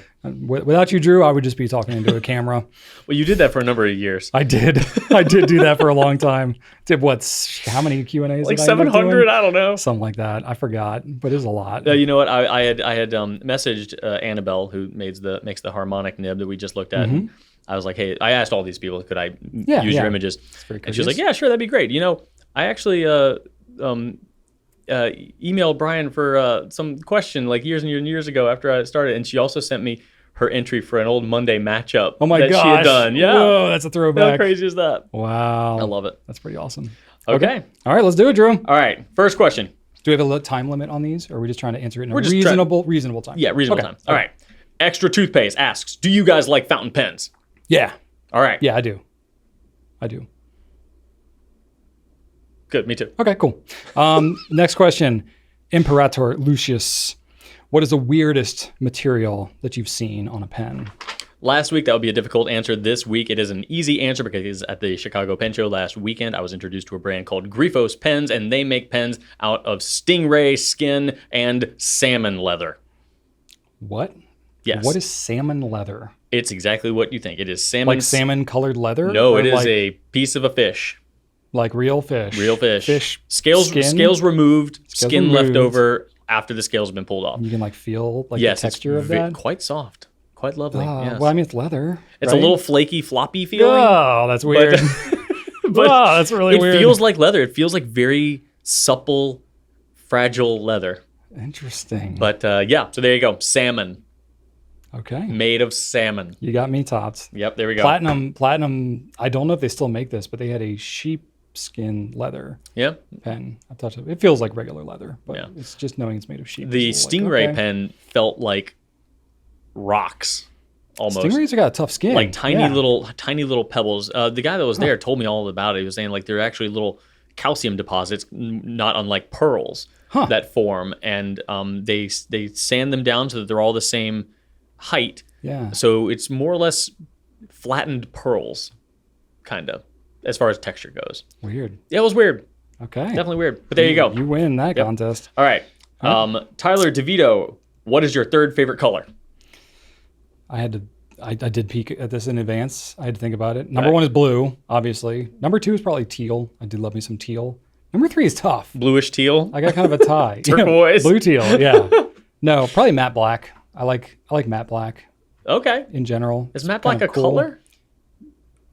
Is it technically a neutral? I can pick an alternate if you want to get technical. I If you guess don't it, I consider guess I black guess a it is color. I guess it is a color, but it's not a color that can be viewed like on a screen, really. It has to have a That texture. wasn't the qualifier. It just said, "What's your third favorite color?" I wonder, is that a texture? I don't know. If not that, then I have 2 alternates. Oh, well, of course you do. Because just like my top 3 pens video I just recently should- did, where I picked 5. I should have just I have let a you tie have for it. I have a tie for third of my third I should favorite have color. just let you have it. Oh my god. So All right. matte black would be my number Okay. number 1, number 3. My number 2, number 3 is probably like brown, but specifically wood, like a wood brown. Nice, yeah. Woody brown. Like I I love gotcha. wood, and a brown wood is like the best, like a rose wood. I love like reddish Yeah. woods. So that one's pretty good, but that's not universal. It's pretty much just I just like wood. And then the other alternate, my third number 3 would be like a deep purple. Okay. Yeah. I like deep purple. Solid. Which is kind of matches up with our Goulet pen's color scheme. Not much of an accident on that one, but anyway, that's what I got. All right. All right, Drew, what's yours? Brown, brown, and brown? Probably different Oh, three different shades of brown. Green, blue, brown. Green, blue, brown. Yeah. Wait, what? Your favorite Well, it depends. Like 1, 2, and 3? if I'm Is like green your number 1? No way. yeah, I think so. Green is your favorite color? I think so. Yeah. I thought brown was like the only color you saw in the world. No. it depends on whether or not I'm like dressing myself or like Oh, it's like contextual. buying accessories or No, it's just their favorite color. Like just not brown. you got to Not brown. generalize. No, Okay. brown. I don't like just like looking at brown. Like if it's if it's this like All right, brown, I don't like looking at brown. you know, but- brown and gold in an accessory, I love. Okay. A brown coat, I love. I don't want brown pants. I don't really want. I don't want brown bed sheets. I don't want a brown. That's kind of weird. I don't even know if I want brown car? I don't want brown furniture. I don't want a brown car. No. Brown wood paneling on your Yes. den. Yes. Yes, That you please. like. That I like. So, but green, All right. but I do like brown. So brown's in the top 3. Sure, for sure. But I you- say do you green because I would like green everywhere. I like wearing green. I would like green paint in my home. I would like green. Yeah. You know, This is a tangent, but do you feel like you like brown more because your last name is Brown? someone actually has asked that in That has to be the Instagram. case. That has to be the case. I'll never know. Yeah, you will never know. Yeah, I can't say. I guess you could do surveys and see like, do people with the last name Brown tend to prefer brown Yeah. things, or do people with the last name Green I will tend to prefer green I will things? say my brother Chad tends to buy a lot of brown things. So, Yeah? but I don't know. He's in the same boat as me. Interesting. Yeah. Ah, okay. So All right. For you, Drew, Mm-hmm. why has it taken my dad 30 years to get milk oh. from Well- from the real Tyler tube? I have an answer for you, Well, Tyler. this is So he cared a lot about you and went to find the best milk. Still looking for And it. it takes a long time to find the best milk. He actually went to the store and much like the Lion, the Witch, and the Wardrobe, he was reaching to the back of the milk thing to get the one with the farthest date, and got pulled into into the the milk like the Narnia dimension. of the milk. Yes. Oh, where into he went on a Milk- series of Milkland? adventures in Milkland, yes, Yeah, and was heralded as a champion of Milkland after defeating the Milkman. The milkman, who's an evil Who was character evil? Yes, in he was. Milkland? Yes, Okay. he was the evil king of Milkland, and okay. I since thought you were going to go on the Narnia theme. since You I said, don't like, know the milk, Narnia. The Milk Queen? Milk Queen, yes, She's a queen, yes, yeah, sure, Snow Queen, yes, yeah. and she was a cow, and he slaughtered her. Whoa. This is getting dark. And yeah, Wow. he's restoring the kingdom to its proper balance as its new monarch, and he wishes he could have come home sooner, but really the needs of the needs of the many outweigh the needs of the few and all that. So That's right. we'll just wish a speedy return once he brings the various wars and Maybe there's like a different like timeline, like in Milkland. perhaps Like, yeah, you he'll know, come back. He'll be the same like it's age. like a wormhole. Yeah, it'll be so, like Interstellar. It's only been an hour there, but it's Right. been 30 years here. Yeah, so keep your eye on the bookshelf. If you see, certain bits of writing in dust on the floor, Oh, okay. that could be him calling to you from Milkland. You'll have milk spilled in like Yes. in the refrigerator. It'll Yes. spell messages. Did you for see Interstellar? I haven't, but I've heard it's Okay, good. it is. It's on my list of movies I need to see. I'm going but to probably never will. hack your streaming devices so that instead of you're going to click play on Severance and it's going to play Interstellar instead. I was going to say of all the things that I would be intentionally clicking on, that would be one of them. Yeah. So there you go. Happy ending Okay. with Milk Dad. All right. You got the next question. Oh yeah. This is Drew asked Brian. X Heron Plamp 6. Okay. X Heron Samp Path 6. Yep. Are there more doors or wheels in the world? You know, I thought about this. I read this question right before I went to take a health break, as we would call it here at Goulet Pens, sitting on the porcelain throne. Yeah, that's right. So it was a great thought-provoking question. There you go. That's for where you do your activity. And I thought it has to be more wheels in the world than doors. I agree. Like hands down. I agree. Because I had heard a statistic, because I like Lego, my son loves Lego, that Lego is actually the most prolific tire manufacturer in the world, more so than like Michelin and Goodyear. Like, Yeah, I mean, think tires. think of like They're smaller. Yeah, of think course, of toys, like all the Yeah. wheels that are put on toys. Even just like think of a car, right? You think like, oh, it's got 4 wheels or whatever, and look at all the doors. You consider the trunk and the hood, or is that a door too? But then you're also like, well, there's wheels like steering wheel. Then you think about like, what about all the bearings, like all of the round circular things that spin inside an engine? There's like 1,000 to 1 ratio Yeah. of wheels versus doors in a car. Yeah, So it's got to easily be wheels. Easily Like, wheels. Way more wheels than doors. So absolutely. easily. Yep. Easily. Okay. All right. Next for you, this is from Manas Ratan, says, give me free Twisby Eco Pen. And then this mouth face. Okay. This like, is that like a hee hee? Yeah, I'm gonna make this mouth joking. face. Or is that like, I will smother you if you don't give me a free Twisby? It could be viewed as a threatening Oh, face. that's definitely what it is. It seems like a happy face, which maybe that's you. And it's got the cheeks are kind of pink. Well, too, that's so maybe you. that's a disguised Maybe threat. he's Is saying what like, I that will is. smother you twice if you don't That's definitely. give me a free Twisby Eco. No, smother away, Bucko. Yeah, I feel like it's like, you know, you don't negotiate with terrorists, right? Like Yeah, if you're that's going to right. threaten us. I with being see. Yeah, smothered- I see these. They look like they're happy and covering their mouth like hee hee, but I'm reading between the lines here. Yeah, Those are it definitely starts out- smothering It smileys. starts out fun, but it gets dark all real fun quick. and games Yeah. until you use the smothering emojis. Yep, Yep. All right. it's ridiculous. Crimson Sonata. Okay. If you had to choose between September's weather year round or April's, which and why? Ooh, good question. So I'm going with like our local weather. 'cause Yeah. It's probably different in Yes. places around the world. Yes. I feel like April and September are pretty similar to each other in Virginia. You know, you're pretty much going to get swings. Not this year. April was pretty chilly. April was a bit chilly, but then now it's like 80 some degrees. Now we're in May though. You but can get it's- see. Okay, you our can, you can last get a huge swing of temperatures. our last frost date is in April. April 17th. Right. In our zone. Yeah, There's no chance of frost in September.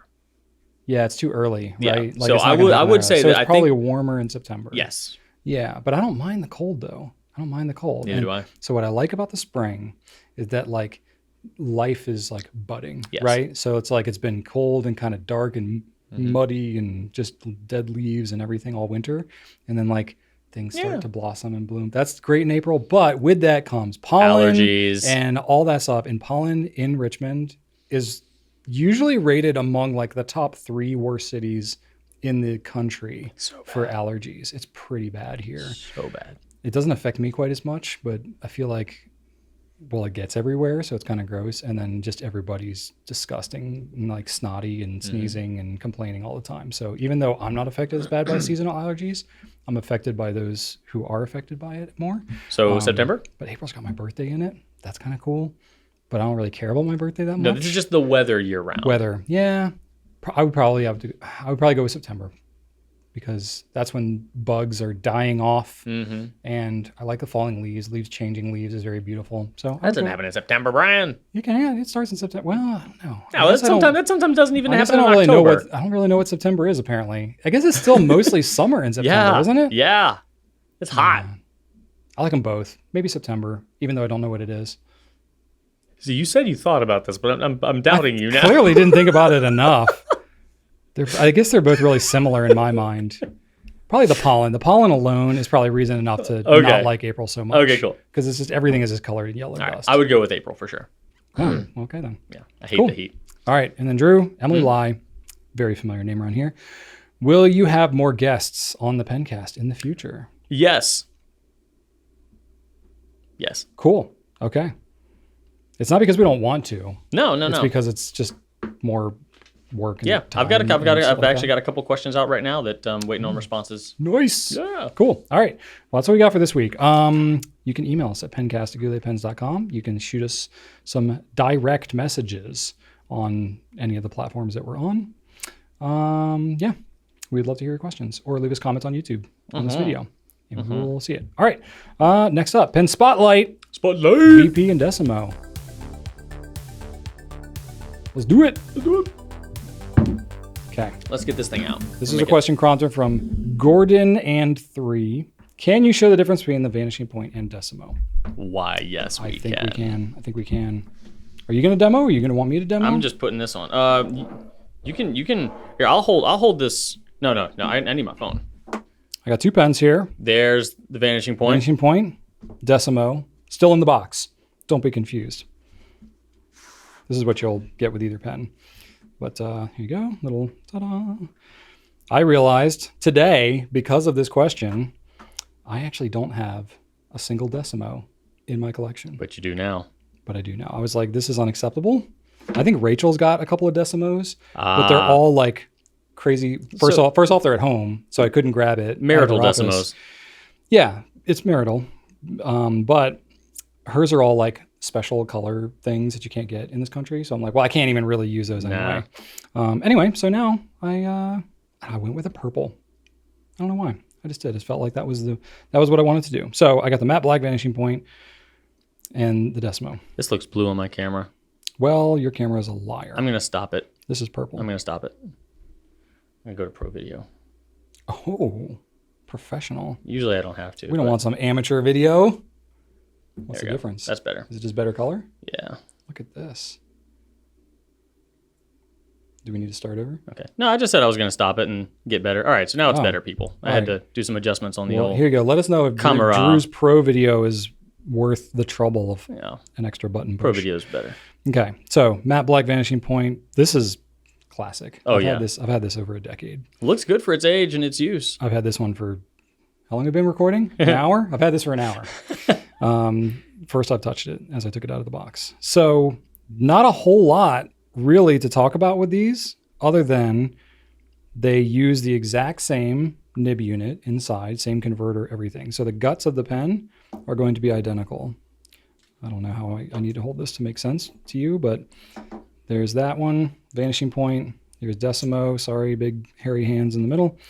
Same nib unit, right? Yep. You can swap in between. You can buy spare nib units and use it in the Decimo or Vanishing Point. Same guts. Writing experience, exactly the same.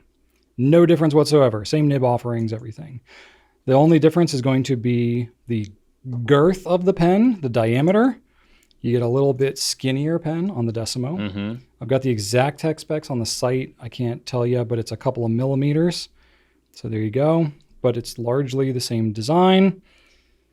Overall, you got the clip on the front, and you got this little center band and the clicky mechanism. The little the hood in the front is a little bit more narrow too on the Decimo, I think. Is it? I think it kind of tapers a little bit more sharply. I mean, it's because it's not as a little less blunt. It's not as girthy. It's not as big a Oh diameter. yeah, I guess so, it's just you know, it's going down to about the same size on the end, but it's not as thick. So it, Okay. you know, it just doesn't have the same, you know, kind of drastic drop off Yep. that you might have on the I see Vanishing that. Point.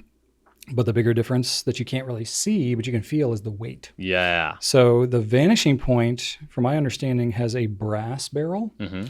and the Decimo has an aluminum barrel, which makes actually a surprising amount of difference in the weight of the pen. So the Vanishing Point here, you're looking at around 30 grams. We just looked it up and 30. I forgot the number. 30 grams. And this is 20.6. Mm-hmm. So a third lighter. Or if you want to flip the statistics to make it seem more drastic, the Vanishing Point is about 50% heavier There you go. than the Decimo. It's very noticeable too. It makes a big difference. So if you like bigger pens and you don't mind the weight, I find 30 grams to be perfectly acceptable in terms of the weight of a pen, especially because this pen's not very like long. So the balance of it stays really nicely in your in your hand. So like most people find the Vanishing Point overall to be a pretty good size and weight overall. But I will say that like something closer to the 20 gram range is probably going to be slightly more comfortable for more people, especially if you have smaller hands. I prefer the Decimo.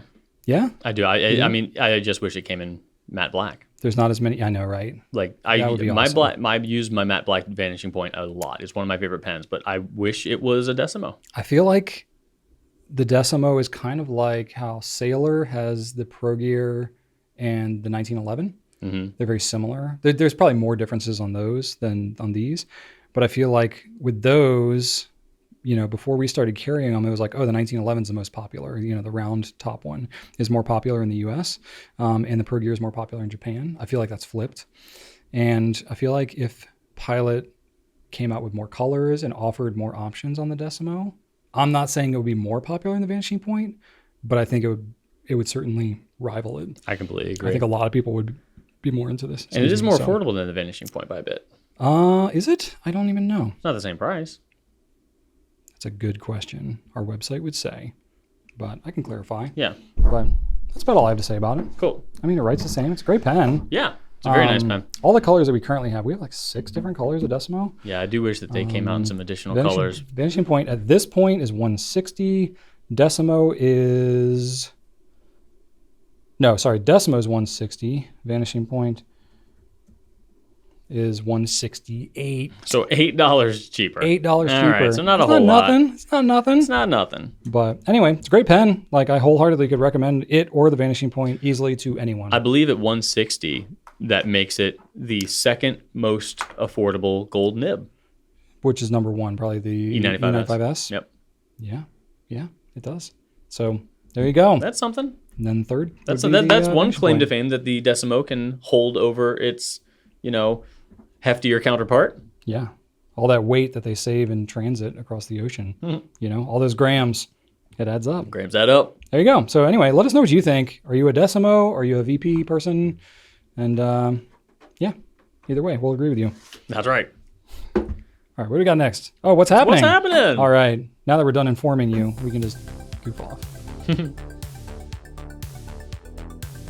Because we haven't been doing that. No, Thus we've been far. very serious So up to this serious. point, right? Yes. Drew, you went to Chicago I did go to Chicago. for like a minute. Yeah, one day.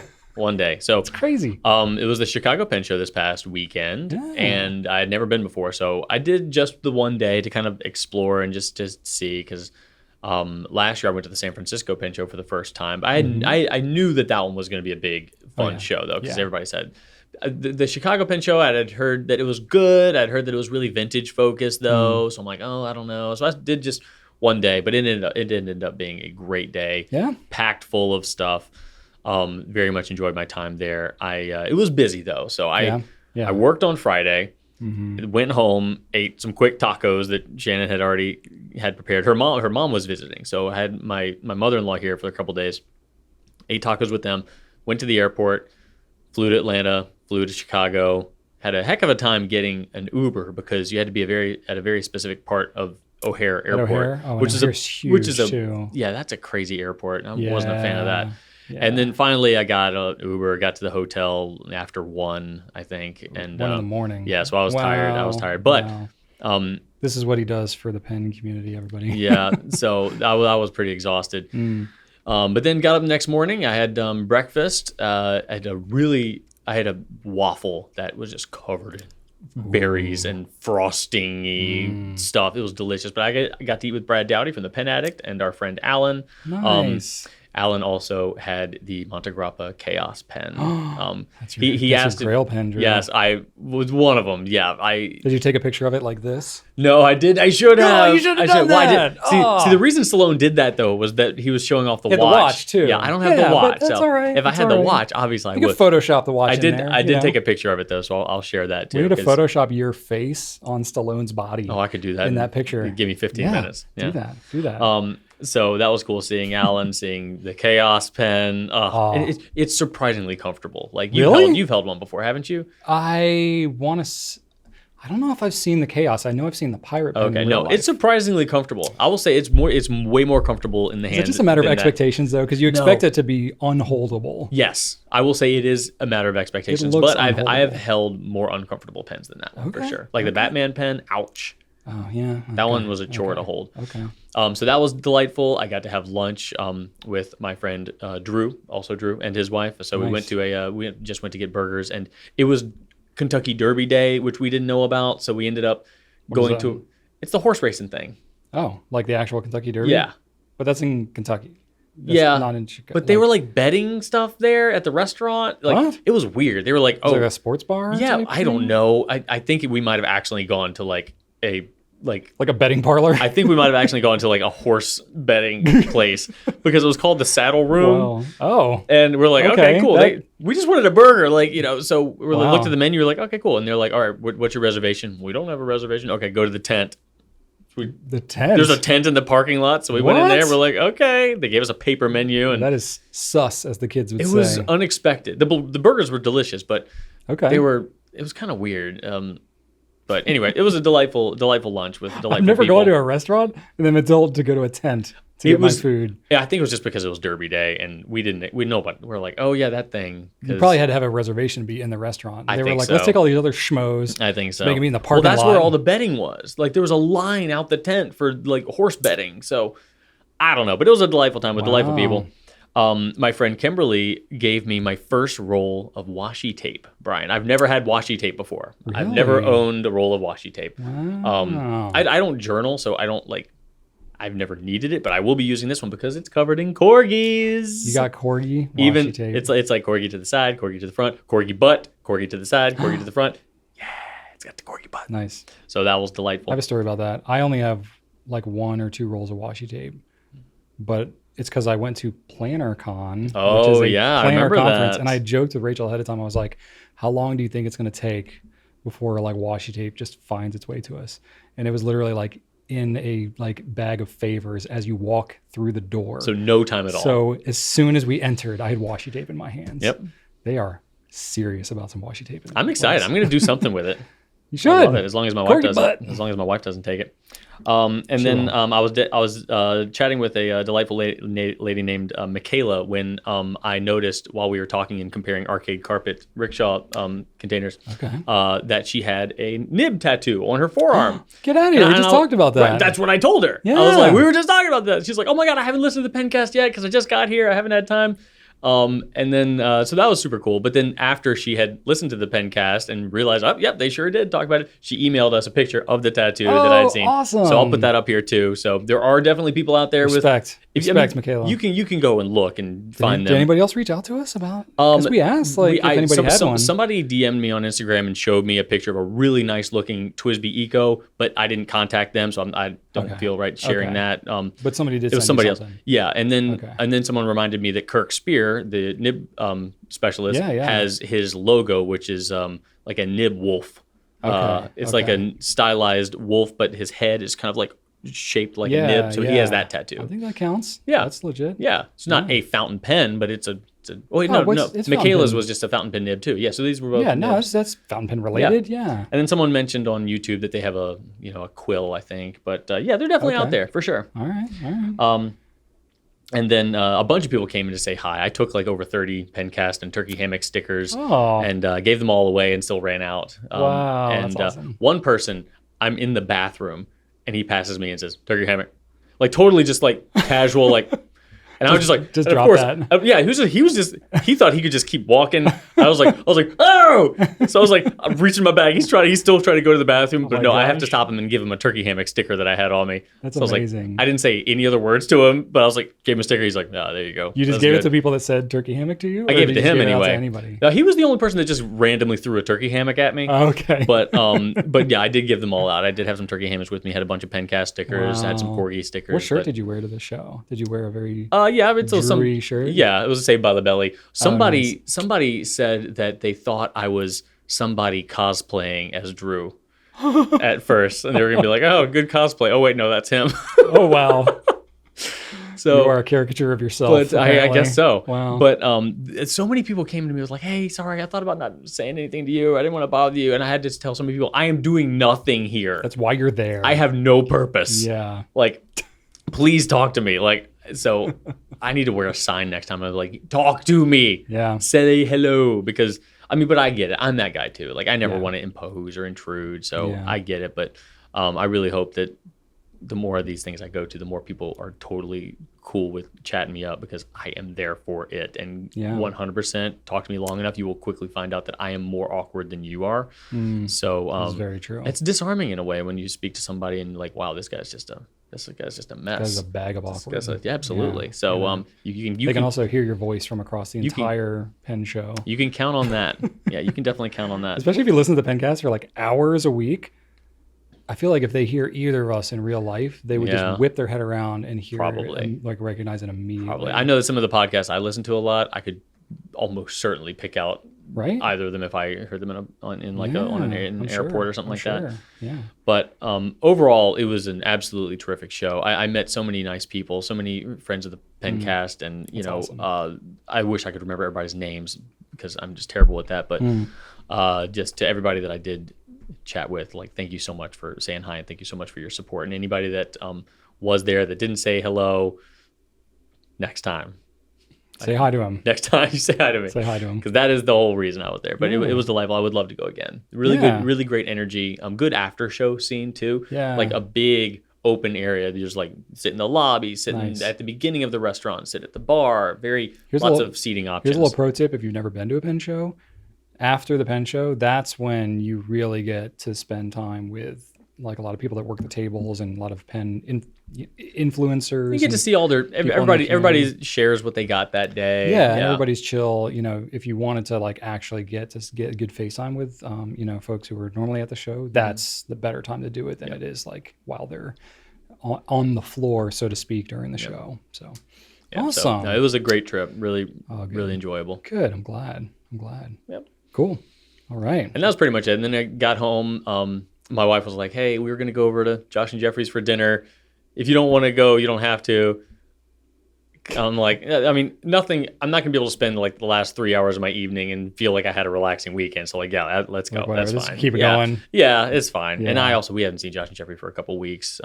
So I was like, yeah, let's do it. So we went over there and we had some, I guess it was like a Greek sort of situation. We had some like lamb meatballs and some harissa sort of spicy rice bowl things. Okay.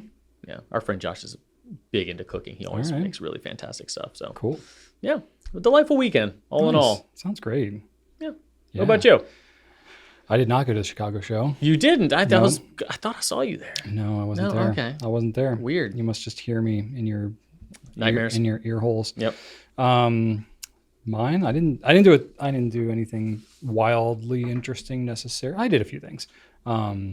I did a lot of chores, like went to the dump, groceries, like all that boring kind of stuff. Yeah, super exciting, right? No, I did have a couple of milestones with my kids though. Ooh. So Joseph is very interested in a Steam Deck, specifically a couple games that are on a Steam Deck. I want one of those too. Yeah. I've heard you can do you can run lots of emulators on them, like PlayStation, GameCube, like PS2. Okay. Yeah. I don't know about all that. He wants it just for like the Steam games. Like he's Trail Makers. There are limitless possibilities with the Steam Deck, man. Yeah, there's a lot of things going on. Sam has one. I know that. Yeah. I think Jeremy's got one too. I think several people on our team have those. But anyway, so he's interested in that, but I'm like, we already have several systems. Oh, come on. Like, they're all different. Yeah, but it's like, you know how many portable gaming units I brought to Chicago? How many? 4. Oh my gosh. That's crazy. You never know. You were there for a day. You never know, Brian. What do you mean you never know? You can know. Flight delays? Yeah, how many? That can happen. How many games? Never mind. How many games does one need? Thousands. Yeah.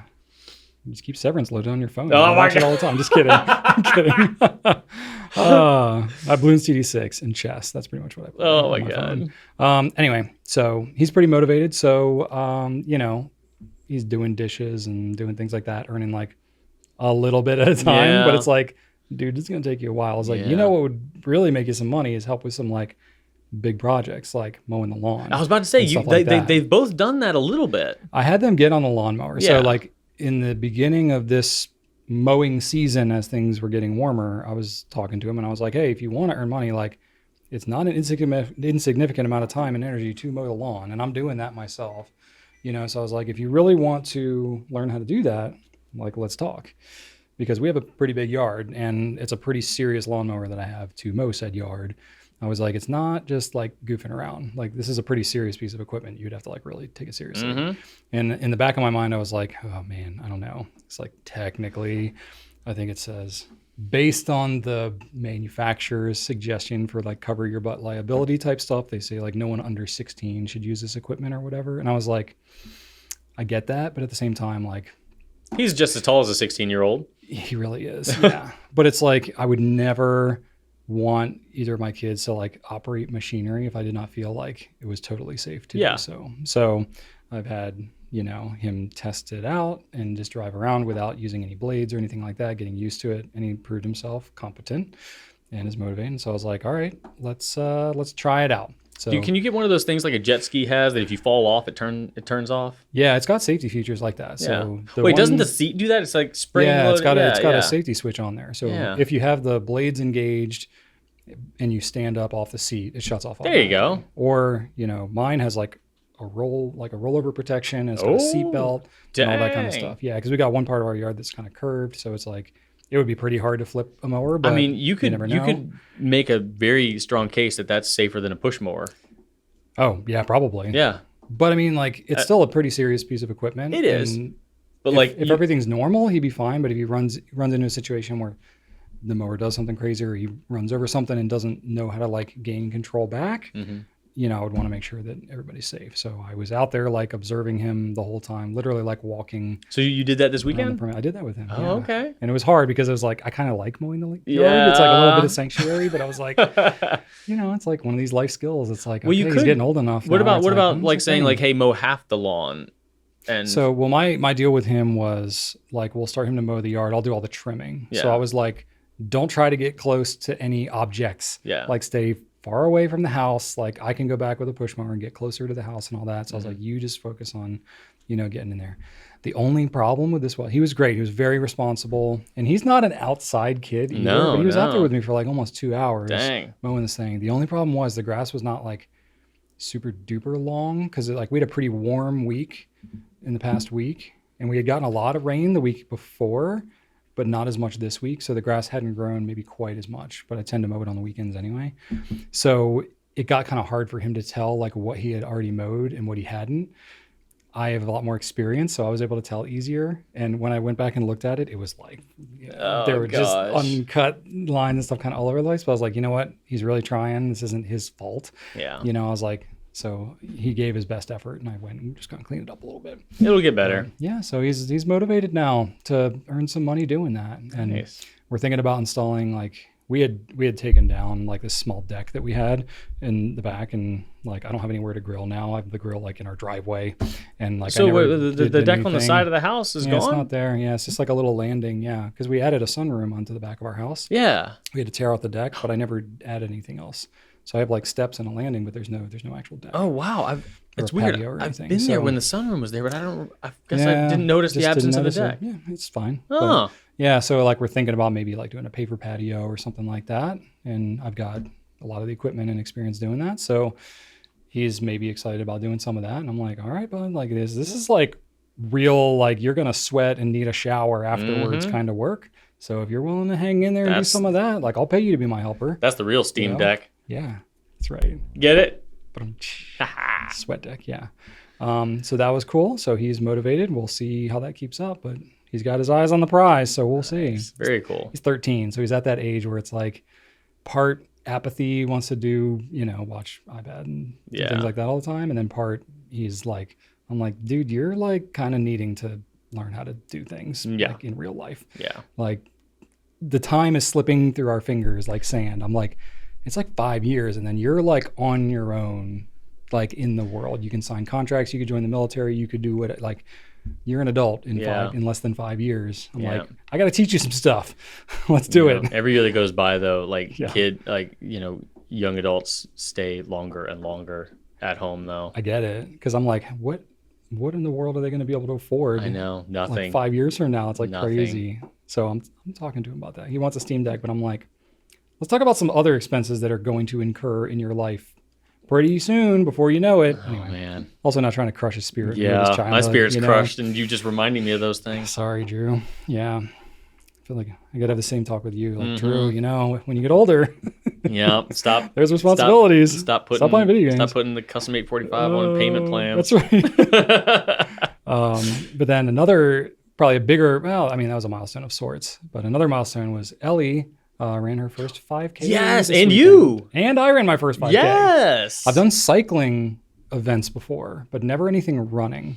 Well, I did track in high school, but that's different. That was like high school competitive, whatever. Still something. But this is the first like Yeah, you were saying that like local running you event. were saying that you're not built for that. I am not. So how did it go? It was fine. Yeah. I mean, it was, so the whole thing was, it's with this organization called, I don't know if it's an organization or just like a initiative or whatever. Yeah. called Someone, Girls on the Run. yeah, someone is what it's mentioned that in the called. comments. They're like, "Good job Yeah. doing Girls on the Run." I did that with somebody. Or Yeah. I'd never heard of it before, that's a thing. this year before my daughter got into it. So it's something that came up through her school. But at first I thought it was just like a thing that her school was doing. And I was like, oh, that's so cool. It's like a girl empowerment kind of camaraderie, learning, how to support each other and all that kind of stuff, but also running and exercise and stuff like that. So like kind of the capstone, she's been doing this thing for months, but the capstone of it was doing an actual 5K run.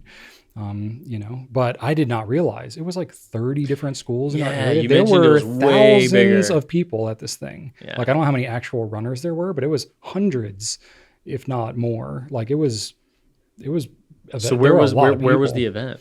It was at Joseph Bryan Park down Okay. in Richmond, which is So- a beautiful place to yeah, run. It was gotcha. it was really nice. So yeah, they had it all mapped out. They had like, you go girl and like empowering, like, and positive expressions and stuff like written on the pavement the whole way. And just like everything was like super encouraging. I feel and bad I wasn't there to uplifting. like hand you a Contigo mug full of coffee and hot Oh, chocolate. that would have been, that's right. You have some fettuccine Alfredo before doing the run.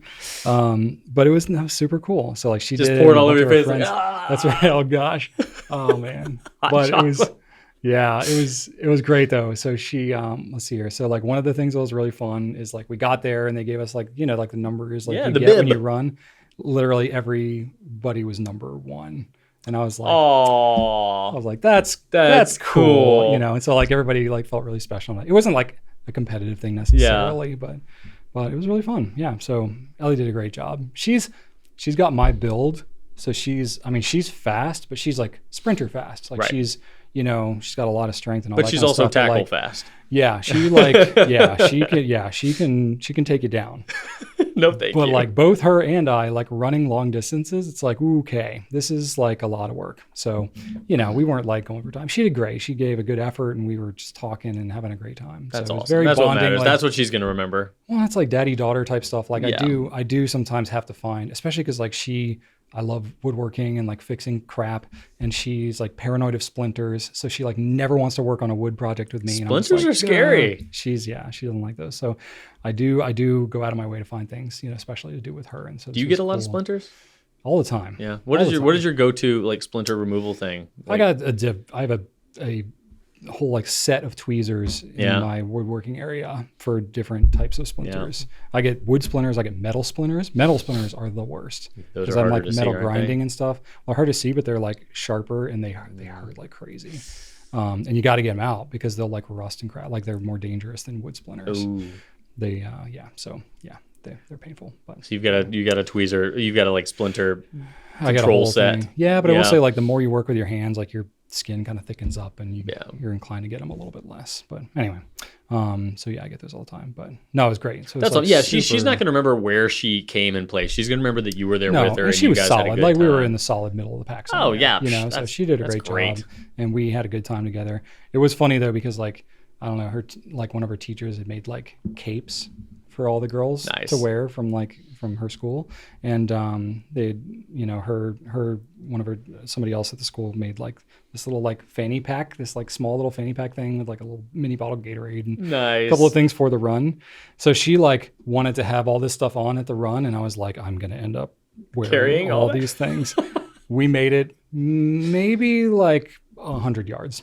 And she was like dealing with all this stuff. And I was like, you want me to take the cape? So like I wore her cape. I wore her fanny pack. You wore the cape? Yeah, I wore the cape. I'm so glad. I wore the cape the whole run. Please tell me you got a picture with the cape on. I don't know if I did. Okay. I don't know if I did. Oh, but man. yeah. But it was just one of those things that's like, you know what? That is awesome. I don't know what, she won't remember like what place we did or anything, but she'll remember like us doing that together. Yep. We took pictures and it was a lot of fun. But so that was really cool to do with her. And then, I did a bunch of random stuff, but then I don't know if I told you I had to replace my shed door. I don't remember that. Yeah, I have a shed that's like 15 years old probably. It was the shed. Was that the one from the Goulet Pens? Where we stored the boxes? Yep. There we go. The original Boxburg. Yeah. So I still have that shed, but it's just over 15 years, like the wood on the bottom of the door was starting to kind of like rot out and stuff like that. And it was like thinking about how I could like repair it or whatever, but it's like literally like the paneling was starting to rot. And I was like, I don't know how to like Did you buy or build one? I built one. Yeah. Yeah, I was able to find like a paneling that was like the exact same like kind of pattern, like a beadboard type pattern or whatever. So I found a similar type of panel and I was able to cut all the wood to look. So did you use the paneling and then frame it? Yeah, it has like a kind of a barn door type of pattern like with a beam going diagonal. Yeah, it's got like a border and then like an X kind of thing in the middle of it. Cool, so I was able to kind of match what was there. Nice. Did you paint it? I painted it. You got the only problem. You get a white beams with different color background? No, this was just all.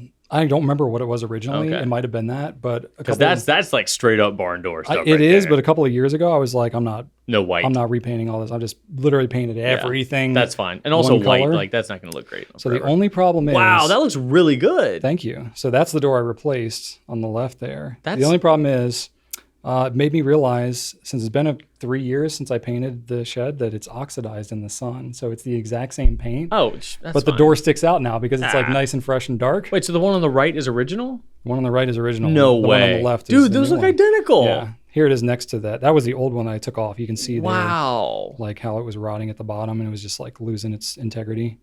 That's impressive. So yeah, I was able to mimic the design exactly, and I went to put it in place and it didn't fit right, and I had to finagle it for as much time as it took me to build the door, but I got it in there. Did you need to sand it down? I had to shave some stuff, and just all that. Even though I like tried to make it the exact same dimensions, for whatever reason, it just was weird. That's really impressive, though. That looks perfect. Thank you. That's fantastic. Well done.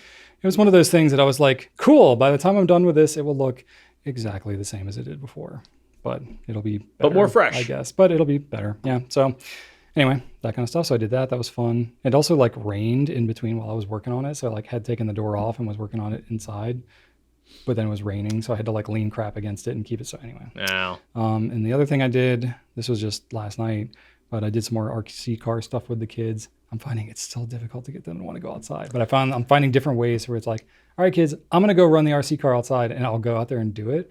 And they're more compelled than if I'm just like, hey, do you want to go outside? They're like, no, I don't want to, and like, all right, I'm going out there because this RC car is really cool and I'm going to go have fun. Nice. And then once I do, they're like, oh, that does sound kind of fun. You need to start lighting some things on fire. Oh, that does sound fun. Light some sort of flaming obstacle on fire. I get to get some sparklers up on top of the RC car. That sounds dangerous. I don't know. I feel like we could do something. You've got lots of dirt, and dirt is a great fireproof area. Yeah, so dirt. You've got dirt. I will say some sort of dirt ramp. I got a lot of extra dirt from my log grave. There you go. You got the dirt log grave, flaming hoop that the thing can fly through. Oh, you're thinking like Evel Knievel type yes. stuff. Okay, all right. Or just light something on fire and have it drive over it, like fly over it. Yeah. Okay, yeah. Kids will love Could that. do that. Kids love fire. They do. I don't think my kids like fire. Clearly, you're not exposing them to enough flammable objects. I guess not. It's probably better they're not into fire, but probably. And then so I went out there, did the RC car thing for a while. Joseph was out there for a more reasonable time than I would have expected. 10 minutes. But then Ellie was like, yeah, she's like, all the boys in my class like always want to throw a football and all this kind of stuff. She's like, but they're all doing this stuff all the time and they never want to play because they like, but they just like don't give her the chance or whatever. I'm like, well, that's bull crap. I was like, so do you want to like throw? I guess they like have a game in her gym class or something where like the coach throws the ball and they all have to try to catch it or something like that. And she's like, all the boys are better than me because they practice more. I was like, let's practice. I was like, do you want to get better? She's like, yeah. I was like, let's throw the football. We threw it for like 45 minutes. Oh yeah, if you unleash competitive Ellie, like, oof. Yeah, that's one of those she's got the fire in the belly. Immovable force sort of situations. Yeah. So I was like, all right, let's do it. So yeah, Unstoppable force, immovable object. That's it. so that's cool. So I'm like, all right, then me and Ellie got this like Wow. more special kind of bond. Like How about that? Rachel and Joseph are like two peas in a pod. They're Yeah. fine, just like chilling inside, no bugs, nothing, none of that. I'm finding that me and Ellie like going outside and messing around and Marathon running and football tossing. yep, How about that? Who would have thought that was going to be your Yeah. weekend? Well, you knew about the marathon, obviously, but yeah. throwing a football Throwing with a your football daughter. around. Would not have predicted that would have been happening last night. Surprised but you even had a football. We got like a little mini football. I Okay. went and bought like my kids are not into sports and I'm not very good either. So I'm like they barely even know like how to do these things. I'm like, I do not have a lot of wisdom to impart on that stuff, but it's like I want to give them the opportunity. Yeah, So yeah, I just feel bought the same some like way. baseball glove and a baseball, some basic Yeah, stuff. I should do that. Just to like have it, Yeah. and even if there's your friends come over and they want to Yeah. like kick a ball around or whatever. I was like, Yeah. it reached a point where I was like, yeah, we should probably have some just basics. Yeah, that's a out good there. idea. Yeah, it's not a bad idea. So anyway, it's all cheap enough. So yeah, we did that. Yeah, Archer has a soccer ball, but he never touches it. Yeah. I find that if you just like get it out there and just start like doing it and just like, hey, kid, we're doing this now. Let's go. Then they're more like, I really don't want to do that, like, though. I know it's hard when you don't want to do it either. I have much more fun just watching him do archery. He likes to do that, yeah. from time, but I need to buy a better target because I've just been using like you know why cardboard. he likes archery, Drew. Because his name's Archer? His name's Archer. Archer Brown. He's going to have a brown bow and arrow. It's in his destiny. Archer Brown. I like that. That sounds cool. There you go. Cool. Anyways, that's what I did. It's mostly just kid stuff, but it's just interesting the milestones I'm hitting with my kids that I didn't. Unpredictable ones, Didn't yeah. really Well, they're expect, they're but- becoming their own people. It's delightful. It's really weird, man. In my mind, they're still like toddlers, but then they're like Ellie's almost taller than Rachel now. Oh my God. She's 11. Wait until Rachel's wait like- until one of them hits the age that you and Rachel were when you met. That's gonna be real freaky. Oh yeah, they're close. They're close. Joseph is 4 years away from hitting the age that Rachel and I were when we met. How funky is that? I'm thinking about that. I'm like, in 4 years, is he going to be ready to meet his future significant other? Maybe. Wow. But statistically, no. No, We are very clear with our kids. Like, this is not it is common. not normal to Yeah. meet somebody that young. Yeah. Like, it probably won't work out. We are a statistical anomaly. Yeah. Anyway, but yeah, that's fun. That does sound fun. Yeah. All right, that's all we got from the personal front. Got a company update, and then we'll wrap it up. All right, company update is pretty light this time, but just a couple of videos to mention. So we have video on the Sailor Pro Gear and Pro Gear Slim Northern Lights Blue, which Yes. is a recent new Sailor exclusive that we have. Yeah. So got a video on that I believe should have launched by the time this goes out. If not, it's coming real soon. And then we are actively working on refreshing basically a whole new series for Fountain Pen 101. It's been a decade since we've done that. Those videos have served us well, but we are working on those, but we're putting more effort into those than we would in a normal video. So it's going to take a little while, but expect those. That's like the next thing that we've got in our crosshairs. So we're going to be working on that pretty So heavily. there might be a gap. We might have a gap. Weekly videos. We'll keep see. the Pencast going. Yeah, for sure. But we might, some of the other videos, we may be a little more sparse, but it's just because we're working more intentionally on those. So that's pretty much what we got for you this week. And then we'll go ahead and wrap this up. Well, I want to thank everybody for watching. Again, you have traveled with us 88 miles an hour to the end of this episode now. Now, Drew, at the beginning of this episode, before we started filming, I said there was something that I wanted to mention. Yeah. And I was going to bring it up. Yeah, you said it had to do with Back to the Future. So. And I remember that there was something, and I can't remember what it was. Oh, Darn. Phooey. I feel like it was good. Oh, I think I've lost it. Oh. I had a bit of a hypothetical question for you. Oh, here. yes, please. If you are traveling in this time traveling DeLorean and you're at 88 miles an hour and you set the time that you travel back like 1 second, would you get caught in an infinite loop because you would just like go back in time a second and then you time travel again, you go back in time a second and you time travel back again and just, would you like end up in an endless loop? No, because you could choose not to go back in time when you show back up. But if it was like 1 second prior, you wouldn't even have the time to change the trajectory of what you're going on. You would just time travel and you come back and then you immediately time travel again back 1 second. Oh, you mean the speed wouldn't decrease? Right. Oh. So you'd be 88 miles an hour and you would time travel back 1 second. And as soon as you time travel back, you would be hitting 88 miles an hour again and then time traveling back. I don't know if the time circuits allow for that fine tuning of an adjustment. I don't know if you can set it to seconds. You can't set it that precise. I'll need to. It would have to be that precise. I'm envisioning it, and I think it might just go to the minute. It can't do that because the Earth is rotating through space at hundreds of thousands of miles an hour or a second or whatever. It's very fast. If you don't get ultra precise, you could end up like 500,000 miles in the middle of space. If you're like 1 minute off, the Earth is gone and you're time traveling, but you're just like floating around and then you die. Yeah, that's a good point. You have to be precise. Well, I'm saying like I don't. In order for time travel to work at all, yeah, you have to be that precise. I know. So, well, you could get yourself in an infinite loop. Maybe it is like connected to your settings, and it just follows your settings or something like that. But your settings would be set to go back, and you'd be. Well, it'd be all the same settings. Yeah, I don't know. Well, time travel isn't real, so it's not. But, you know. But anyway, yeah, I don't. That was my question that I thought of right before the Pencast started. Yeah, I don't know. I don't think that he set it to seconds. I don't know if seconds were on there. I mean, I'll have to look at a screenshot. It has to be. Otherwise, you're going to end up in the middle of space. You're going to end up in the middle of outer space. Well, I don't like. Well, even if you had the right second, you'd have to have the right location in the universe. Yes, you'd have to be ultra precise. So actually, like time doesn't even matter. Like seconds don't matter. Like location. Well, it does matter because you have to both matter. Yeah, they both matter tremendously. Yeah, that's true. Or if you're like a little bit off, you end up like 30 miles under the ground. You like time traveling into the middle of the mantle, and then you just die instantly. That's very true. It's very, very shaky science. I don't know about this movie. Well, yeah. The whole time travel thing. I don't know. I think it's pretty. I don't know about this. I think it's flawless. Makes perfect sense movie was flawless, right? Okay, anyway, but thanks for leaving us feedback. Let us know how we're doing. Ask us some comments and questions and things, and subscribe to all this stuff. Check out gouletpens.com, and I have a fun fact. Bring it. So I mentioned Lego earlier. You did. Lego tires and stuff like that. First off, do you know, this is not the actual fact, but this is a tangent of a fact. As I was researching the Lego things, it was like, Lego is the biggest tire manufacturer in the world. Well, obviously Lego tires are smaller than like vehicle tires. Probably, yeah. So I stumbled across somebody who had calculated like how much rubber is in a Lego tire compared to an actual tire, and like how many Lego tires you would need to like compare to one regular car tire. Do you have an idea of how many it would be? It's about 200.